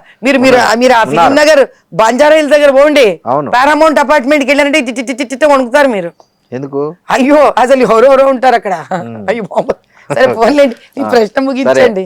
ఇలాంటి ఒక మిక్స్డ్ సిటీలో హిందుత్వ అనే కాన్సెప్ట్ మీదే రాజకీయాల్లో బాగా ఫేమస్ అయినటువంటి బీజేపీ పార్టీ నుంచి మీరు ఒక ఏదైనా ఒక రెడ్ లైన్ కానీ డెడ్ లైన్ కానీ గీసుకోవాల్సి వస్తే ఎక్కడ ఆపుతారు? అంటే ఒక దీన్ని హిందుత్వ గురించి మాట్లాడాలన్నా, రాజకీయానికి హిందుత్వానికి సంబంధం లేదని లేదు నేను అనేది. మళ్ళీ మీకు అదే చెప్తాను, నేను అదే మాట్లాడతాను. నా దగ్గర ఎంతో మంది పాత బస్తీ నుంచి స్త్రీలు, పిల్లలు, మార్వాడీస్, ముస్లింలు అందరూ వస్తారు. కళ్ళ నీళ్లు పెట్టుకొని వచ్చిన నా కాన్స్టిట్యుయెన్సీ వాళ్ళని ఏ రంగుతో నన్ను చూడమంటారు? మీరు చూడరు. నాకు అదే భారతీయ జనతా పార్టీ. భారతీయ జనతా పార్టీలో 2 రంగులు ఉంటాయి, కాషాయం ఉంది, ఆకుపచ్చ ఉంది. మీరు ఆకుపచ్చ అంటారు. ఆకుపచ్చ అంటే ఐ మీన్ అందరినీ సమాన దృష్టితో చూసే మాధవి. ఇది ఒక మతం రంగు, అది ఒక మతం రంగు. అర్థమైంది? అర్థమైంది. 2 మతాలని కూడా తీసుకొని ఆ మతంలోని మతాన్ని కాకుండా పచ్చదనాన్ని చూస్తూ, కాషాయ రంగులో ఉండే త్యాగాన్ని, స్ఫూర్తిని, ధైర్యాన్ని చూస్తూ, పరదేశీయులకి ఇక్కడ అవకాశం ఇవ్వకుండా, విన్నారా, పరదేశీయులకి ఇక్కడ అవకాశం ఇవ్వకుండా దేశద్రోహులను తరిమి కొట్టే పార్టీ బీజేపీ. మీరు హైదరాబాదు ముస్లిం మహిళల జీవితాల మీద స్టడీ చేశారు, చాలా చేశారు. మీరు చాలా విషయాలు మీ దృష్టికి వచ్చాయి ఆ స్టడీలో. సో వాళ్ళ జీవితాలు ప్రధానంగా స్ట్రక్ అవ్వడానికి అక్కడ బేసిక్ రీజన్ ఏమని మీరు గమనించారు? ఒకటి, మతపరంగా అణిచివేయడం, స్త్రీకి ఆలోచించే స్వేచ్ఛనివ్వకపోవడం, బీదరికంలో వీళ్ళని ఆ సంపాదించే 10 రూపాయలని కూడా ఎలా వీళ్ళ నుంచి తీసేసుకునే మార్గం ఆలోచించాలా అంటే, దీనిలో ఏం చేస్తారంటే వీళ్ళు రాత్రులంతా మొగుడిని మగపిల్లల్ని ఉద్యోగాలకు పోనీయకుండా ఇరానీ కేఫ్లు ఓపెన్ చేసి పెడతారు. రాత్రంతా మేలుకున్నవాడు పొద్దున్న లేస్తాడా? లేడు. వాడు ఉద్యోగాన్ని పోడు, వాడు సంపాదించాడు. ఎవరు సంపాదించాలి? స్త్రీ సంపాదించాలి. ఆవిడని ఏం చేస్తారు? పిల్లల మీద పిల్లల్ని కనిస్తారు. ఆవిడని ఏం చేస్తారు? మొహాన్ని చూడనివ్వకుండా చేస్తారు, అంటే ఆత్మధైర్యం నాశనం చేస్తారు. స్కూళ్ళని ఎదగనివ్వకుండా చేస్తారు. చివరికి వీళ్ళని ఎక్కడ పంపిస్తారు? మదార్సాలకు పంపిస్తారు. ఆ చదువుతో బయట మీరు బతకలేరు. మతం పేరిట, బీదరికం పేరిట, ఆత్మవిశ్వాసాన్ని చంపే పేరిట తొక్కేస్తే స్త్రీని, వీళ్ళ ఇండ్లు, వీళ్ళ బంగ్లాలు, వీళ్ళ రాజకీయాలు ముందుకు వెళతాయి. మీరు చూసిన ఒక వరస్ట్ కేస్ స్టడీ ఏదైనా ఉందా? చెప్తారా? చెప్పలేనంత వరస్ట్ అండి అది. ఒకటి చెప్పండి, అంటే మిమ్మల్ని బాగా విపరీతంగా ప్రభావితం చేసిన ఒక కేస్ స్టడీ చెప్పండి ఓల్డ్ సిటీలో. నీ ప్రశ్న ఇప్పటిదాకా ఎవరు వేయలేదు శ్రీనివాస్ గారు. మీకు ఈ డైలీ వేజెస్ ఉంటాయా? సారీ, డైలీ ఇంట్రెస్ట్ మీద డబ్బులు నడుస్తాయా? Daily finance ఉంటదిలేండి. బాగా పొద్దునిస్తారు, సాయంత్రానికి వసూలు చేసుకుపోతారు. చిన్న వ్యాపారాలు పొద్దునిచ్చి సాయంత్రం కనుక ఇవ్వకపోతే ఆడొక్క రోజు చూస్తాడు, 2 రోజులు చూస్తాడండి, 3వ రోజు ఆ ఇంట్లో ఆడపిల్లని తీసుకెళ్ళి పెట్టుకుంటాడు వాడు. అంతకన్నా వస్ట్ కావాలా మీకు? అదండి స్త్రీని అవమానించడం అంటే. స్టిల్ ఇప్పటికీ దమ్ము లేదు ఎవ్వరికి అక్కడ పోవడానికి. పోలీసులు కూడా వాళ్ళని ఏం చేయరండి.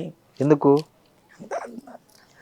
అంతా ఒకటైపోయి ఉన్నారు వాళ్ళందరూ. అందరి దగ్గర డబ్బులు తింటారు. వాళ్ళ ఇది ఒక ఉద్యమం అండి.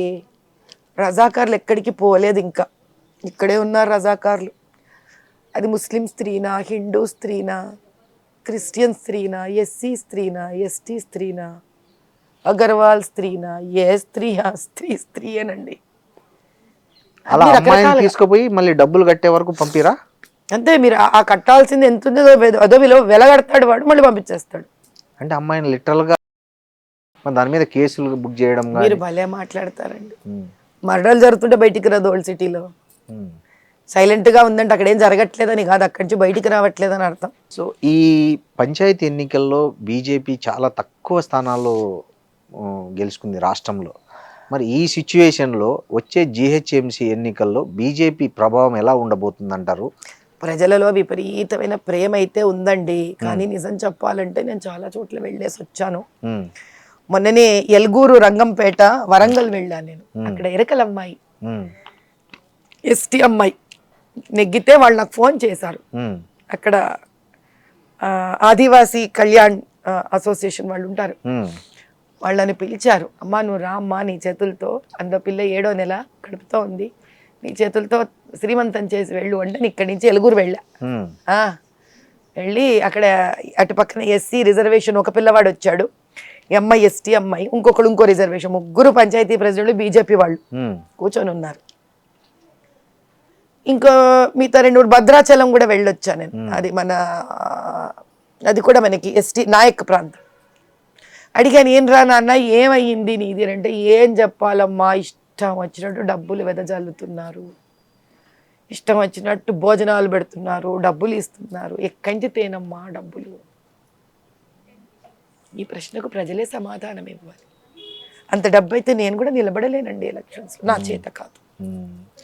ఎంతో మంది ఉన్నారు 200 కోట్ల పైచీలకు ఆస్తులు చూపించిన మీరే డబ్బు ఇవ్వలేని అంటే మీరు మంచి ప్రశ్న వేశారండి. 200 పైచీలకు ఉన్నవి షేర్స్ ఉంటాయి, కంపెనీ ఉంటుంది, సెటప్ ఉంటుంది. అవన్నీ రాజకీయంలో ఓటుకి నోటుకి ఇచ్చుకోవడానికి కాదు ఆ డబ్బులు. నేను చేసే చారిటబుల్ ప్రోగ్రామ్స్ కి ఎప్పుడు అప్పలేదేమో వారు. మరి అంత అన్ని వేల మందికి అన్నదానం చేశాను, స్కిల్ డెవలప్మెంట్ చేశాను, ఇప్పటికెంతో మందికి డిస్కౌంట్లు ఇస్తాం అందుకు. కానీ డబ్బు ఇచ్చి ఓటు కొనుక్కోవడానికి కాదు. నేను అలాంటి రాజకీయాలు నేను చెయ్యలేను. అంత మీదండి మీరు ఇస్తారని కాదు, అంటే డబ్బు ప్రభావం ఎంత పెరిగిపోయింది అంటే ఎలాంటి వాళ్ళు కూడా భయపడే పరిస్థితి వాళ్ళ సొసైటీలో నాకు ఉందండి. భయం ఖచ్చితంగా ఉంది. ఇష్టం వచ్చినట్టు డబ్బు పంపిణీ జరుగుతుంది. అట్లా బీఆర్ఎస్ పంపిణీ చేసింది, కాంగ్రెస్ చేస్తోంది. ఇలా చెయ్యాలి అనుకుంటే కనుక బహుశా మంచి అంటే కొత్తగా వచ్చి స్ఫూర్తితో ఉండి రాజకీయ నాయకులు అయ్యి ఏదో ఉద్ధరించాలి అనుకుంటే కనుక అలాంటి వాళ్ళకి కష్టం. ఒకటి నాకేమో అది నీతి, ఇట్స్ మై ఫిలాసఫీ. ఆ డబ్బు నేను వాళ్ళకి అలా ఎలా పడితే అలా అన్యాయంగా ఓటు కొనుక్కోవడానికి ఇవ్వలేను. ఇప్పుడు రిగ్గింగ్ బోగసింగ్ చేసి 6,37,000 తెచ్చుకుంటే మీరు ఎన్ని డబ్బులు ఇస్తే తీసుకుంటారండి? ఓ మాట చెప్పండి, ప్రజలకు వద్దా? మంచి నాయకుడు నాయకురాలు ప్రజలకు వద్దా? అప్పుడు నేను అక్కడ అడిగాను ఎలుగురు వాళ్ళని, మరి మీరెందుకమ్మా ఓటు వేశారు, మరి వీళ్ళు మీకెట్లా డబ్బులు ఇవ్వకుండా? ఆ పాపం ఎరుకల పిల్ల డబ్బులేం లేవు దాని దగ్గర, మరి ఎలా గెలిచావి అంటే, బీఆర్ఎస్ గవర్నమెంట్ కాంగ్రెస్ గవర్నమెంట్ ఎంత అన్యాయం చేసిందంటే, ఇక్కడ ఇప్పటికీ మా ఎస్టీ వాళ్ళందరూ ఓ నిర్ణయానికి వచ్చారు, మనలో ఒకళ్ళని నెగ్గించుకోవాలి, అప్పుడే మన ఊపిరి బయటకు వస్తుంది అని. అంత ఒక ఆదివాసీల మధ్యలో ఒక ట్రైబల్స్కి వచ్చిన జ్ఞానోదయం ఇలా సిటీలలో ఉండే వాళ్ళకి ఏ రోజైతే వస్తుందో. కానీ లాస్ట్ ఎన్నికల్లో బీజేపీ చాలా గట్టి ఫైట్ చేసింది జిహెచ్ఎంసీ ఎన్నికల్లో. సో ఈసారి ఇస్తాం, ఫైట్ ఇవ్వడానికి ఎక్కడ తక్కువ పోవదు, వెనక ఆడబండి శ్రీనివాస్ గారు. ఇచ్చే ఫైట్ ఇస్తాం. ఇప్పుడు మీకు చిన్న 3 పేర్లు ఇవ్వను. ఇప్పుడు నాయక్ బస్తీలో మంచి లీడర్ ఉన్నాడండి. ఆ పిల్లవాడు నాయక్, లంబాడి పిల్లవాడు. ఆ పిల్లవాడు సాఫ్ట్వేర్ ఇంజనీర్. అంటే ఎంత సంపాదించుకుంటాడు? వాడు ఒక ఇల్లు కట్టుకుని ఎంత సంపాదించుకుంటాడు? వాడని ఎప్పటి నుంచో అడుగుతున్నాడు, అమ్మ కార్పొరేట్ ఎలక్షన్స్ వస్తే నీ హయామే కదమ్మా ఇదంతా, నాకు టికెట్ ఇప్పించమ్మా, కానీ డబ్బులు ఖర్చు పెట్టుకుంటే ఎట్లమ్మా, ఓట్లకి ఎట్లమ్మా డబ్బులు ఇచ్చేది? ఇంకో స్థానం ఉంది జియాగూడ, ఎస్సీ పిల్లవాడు, మాదిగ పిల్లవాడు, వాడు లా చదువుకున్నాడు, బుద్ధిమంతుడు, ఎక్కడి నుంచి అమ్మా డబ్బు ఖర్చు పెట్టాలి? వాడు బస్తీలు అందరికీ సహాయం చేస్తాడు వాడు. ఏం చేయాలి నేను? ఇది మాధవీలత. ఏం చేయగలది ఈ మాధవీలత? డబ్బులు ఇవ్వకుండా ఓట్లు వెయ్యని ప్రజలకి ఏం చెప్తుంది ఈ మాధవీలత? ఒకటే చెప్పగలను నేను, నాయనా నీ ఓటు ఒక బీజం లాంటిది, ఒక విత్తనం లాంటిది. ఆ పవిత్రమైన ఒక ఓటు ఏమవుతుందో అనుకుంటున్నావు కానీ కలుపు తయారు చేస్తున్నావు నువ్వు. మేమేమో తులసివనం తయారు చేయాలనుకుంటున్నావు, నువ్వు డబ్బు తీసుకొని ఆ ఓటుతో ఒక కలుపుకి విత్తనం వేస్తున్నావు. మరి ఆ వేసిన కలుపు ఏం చేస్తుంది? గవర్నమెంట్ స్కూళ్ళని నాశనం చేస్తుంది. నువ్వు ప్రైవేటు వాడికి నీ కష్టార్జితం ఇచ్చుకొని ప్రైవేటు స్కూళ్ళని ఉద్ధరిస్తున్నావు. గవర్నమెంట్ హాస్పిటల్స్ని భయంకరంగా ఉంచుతోంది ఇదే కలుపు. రాజకీయ నాయకుడు అయ్యి పవర్లోకి వచ్చి నువ్వేం చేస్తున్నావు? నీ డబ్బులు తీసుకొని ప్రైవేట్ హాస్పిటల్కి, కార్పొరేట్ హాస్పిటల్కి వెళ్ళి నీ డబ్బును అక్కడ పాడు చేసుకుంటున్నావు. బాగున్న రోడ్డుని మళ్ళీ తవ్వి మళ్ళీ రోడ్లు వేస్తూ కాంట్రాక్ట్ పేరుతో డబ్బులు తింటారు. నీ ఇంటి ముందు వర్షం వస్తే ఆ నీళ్ళన్నీ నీ ఇంట్లోకి వస్తాయి. కాబట్టి రాజకీయం అంటే 5 ఏళ్లకు వచ్చే ఒక ఓటు కాదు, 1000 2000 రూపాయలు నువ్వు తీసుకునేది కాదు. నువ్వు 2000 రూపాయలు మాత్రమే తీసుకుంటావేమో, మహా అంటే 3000 తీసుకుంటావేమో. నీ తలకాయ మీద సుమారు 3 కోట్లు తింటాడు ప్రతి తలకాయ మీద రాజకీయ నాయకుడు. తిన్నా నష్టం లేదు. నిన్ను ఎందుకో పనికి రాకుండా అప్పుల పాలు చేస్తున్నాడు. కాబట్టి ఆ ఓటర్ అర్థం చేసుకోవాలి నాయన. మొన్న మీరు ఓట్లు పంచలేదు కదండి? మీరు మొన్న ఎన్నికల్లో డబ్బు పంచలేదా మీరు? చస్తే పంచను నేను. నా 3,20,000 3,29,000 ఓట్లు అంటే ఒక 30,000 ఓట్లు. నా ప్రజలు నన్ను ప్రేమించి, నన్ను ఇష్టపడి, నన్ను నమ్మి వేసిన ఓట్లు ఇంకా ఓట్లు పడేవి నాకు. కానీ మహానుభావులు ఇక్కడ డిలీట్ చేసి పారేశారు. కాబట్టి నా పాత బస్తీతో నాకు ఏ కంప్లైంట్లు లేవు. They are the most wonderful voters. నా పాత బస్తీ ఓటర్లు అంత అద్భుతమైన ఓటర్లని నేను చూడలేదు అక్కడ. కించిత్ తప్పు లేదు నా ఓటర్లు. అందుకే నేను ఎప్పుడు మా ఓటర్లని ఏమనను. నేను ఓడిపోలేదండి. నిజము, న్యాయం, ధర్మాన్ని చూపించారు నా ఓటర్లు. బోగసింగ్లు బూత్ క్యాప్చర్లు చేస్తే, ఓట్లు డిలీట్ చేస్తే వాళ్ళు ఏం చేయగలరండి పాపము. ఒక 1 వర్డ్ ఆన్సర్ చెప్పండి, నేను ఒక చెప్తా. రేవంత్ రెడ్డి. ఒక కుండ పాలల్లో విషం రేవంత్ రెడ్డి చేస్తారు. కవిత కల్వకుంట్ల. రాజకీయ దాహం ఆ మహాతల్లికి, స్త్రీమూర్తికి ఎంత ఎక్కువైందంటే గడాపటికి కుటుంబం నుంచి విడిపోయినా నష్టం లేదు. కానీ నేను ఎప్పుడూ న్యూస్లో ఉంటాను. అవసరమైతే అంత దూరం అన్నా పోతాను పదవులకు. మోడీ. మా జన్మ సుకృతం, మా అదృష్టం. మా అంటే ఓటరు, రాజకీయ నాయకులు కాదు. ఒక ఓటరుగా, ఒక భారతీయురాలుగా నా అదృష్టం మోదీ గారు. మా భవిష్యత్తు మోదీ. అమిత్ షా. మంచి సైన్యాధ్యక్షుడు, పక్కన గట్టిగా రాజుకు తగ్గ సైన్యాధ్యక్షుడు. మహాత్మా గాంధీ గురించి. స్వార్థం కోసం భారతదేశాన్ని తాకట్టు పెట్టేశాడండి. పేరుకి అంత మోజుంటుందా అనుకుని ఇప్పుడు తెలుసుకుంటున్నా. గాడ్సే. నిజాన్ని నిర్భయంగా చావొచ్చినా కూడా చెప్తానంటాడు. గాడ్సే. అందుకే ఆయన పేరులోనే ఉంది గాడ్. ఆయనను అర్థం చేసుకోవడం ఈజీ కాదు. ఆయన ముస్లింల మీద ద్వేషంతో ఆయనను కాల్చలేదు. మత పిచ్చిని రెచ్చగొట్టడానికి ఆయన పెట్టిన ఒక సొల్యూషన్కి దేశం ఇంకా నాశనం అయిపోతుందేమో అని తపన పడ్డాడు ఆయన. కష్టం. పెద్ద గొప్పవాళ్ళని అర్థం చేసి, భగత్ సింగ్ని అర్థం చేసుకోవడం కష్టం. గాడ్సే, భగత్ సింగ్ ఈక్వల్ ప్యాట్రియట్స్ అంటారు. ఏ సమయంలో ఆ రోజు బ్రిటిషర్లు హింస పెడుతుంటే చంపి ఆయన ఉరితాడెక్కాడు. హిందూ ముస్లింల మధ్యలో లేని అంటే ఇప్పుడు ఈయన పాకిస్తాన్కి వెళ్ళిపోతా అన్నాడండి. అంటే ఏంటి దాని అర్థం? భారతదేశం అన్యాయం చేసినట్ట. మరి పాకిస్తాన్లో జరిగిన అన్యాయం హిందువులకి ఎందుకండి ఆ డ్రామాలు? జిన్నాను పిలిచో మాట్లాడు. ఎప్పటికి తెగాలండి హిందూ ముస్లిం గొడవలు? రెచ్చగొడుతున్నట్టు కాదా అది శాంత? ఇక్కడ ఉండి ప్రపంచ శాంతి చేయలేరా? అట్లాంటప్పుడు మీరు సౌత్ ఆఫ్రికాలోనే ఉండి ఈ భారతదేశం శాంతి చేయాల్సిందిగా. ఇక్కడ భారతదేశంలో పేరు ప్రఖ్యాతిగాంచి ఇక్కడి నుంచి హిందువులు కూడా కొంతమంది అక్కడ ఉండిపోయినారు కదా. అరే ముందే బాధపడుతున్నాం, దేశం 2 ముక్కలయ్యింది, ఎక్కడో కూడా సెటిల్ అవ్వాలి కదా, శాంతపడిపోవాలి కదా. హిందువులు చనిపోయారు, ముస్లింలు చనిపోయారు, రక్తం 2 పక్కలా చిమ్మింది. ఇంకా టాపిక్ని మనం కూల్ చెయ్యాలి కదండి, వదిలేయాలి. గతం గతహానని బతుకున్న వాళ్ళని ముందుకు తీసుకొని వెళ్ళాలి కదా. తుర్రని ఇప్పుడు నేను ఇక్కడ పోయిన వాళ్ళు పాకిస్తాన్లో కూర్చుంటా అంటే ఎక్కడికి ఎండ్ అవుతాం? ఓవైసీ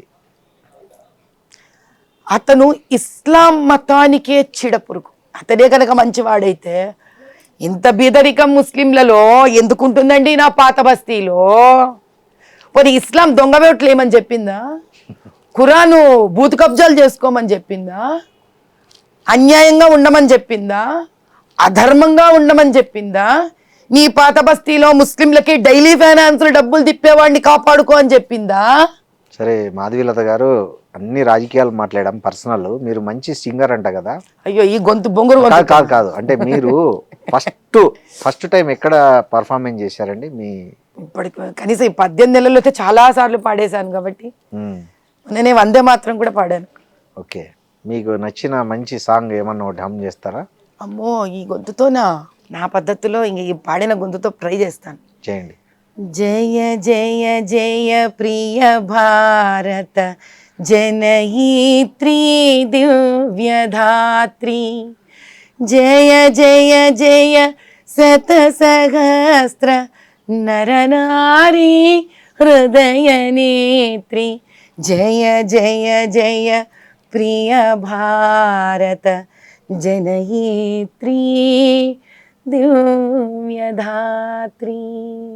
చాలా అద్భుతంగా పాడారు మాధవీలత గారు, చాలా బాగా వచ్చింది. మా అమ్మ గురించి కదండి పాడడం, నా తల్లి భూమి భారతి గురించి కదండి పాడడం. యోగము అదృష్టం కూడా ఉండాలండి, ఆ అదృష్టం భగవంతుడు ఇచ్చాడు నాకు. థ్యాంక్ యూ అండి, చాలా విలువైన అభిప్రాయాలను నిజాలను నిక్కచ్చిగా మాతో పంచుకున్నారు. Thank you very much. మీ రూపంతో ఐ డ్రీమ్కే కాదు యావత్తు జర్నలిస్ట్ ప్రపంచానికి కూడా నేను తల వంచి నమస్కారం చేస్తాను. ఎందుకంటే ఒక రకంగా మోదీ గారు, ఒక రకంగా జర్నలిస్టులు, మూడో రకంగా నా పాత బస్తీ ప్రజలు, వీళ్ళల్లో ఎవరు లేకపోయినా మాధవీలత లేదండి, లేదు. కాబట్టి మీరు జర్నలిస్ట్గా కూర్చున్నారు కాబట్టి వాళ్ళందరికీ చేసే నమస్కారం మీకు చేస్తాను. చాలా And for more videos, Please subscribe to iDream. Please subscribe to iDream. Please subscribe iDream. And please subscribe to iDream. For more videos, subscribe to iDream.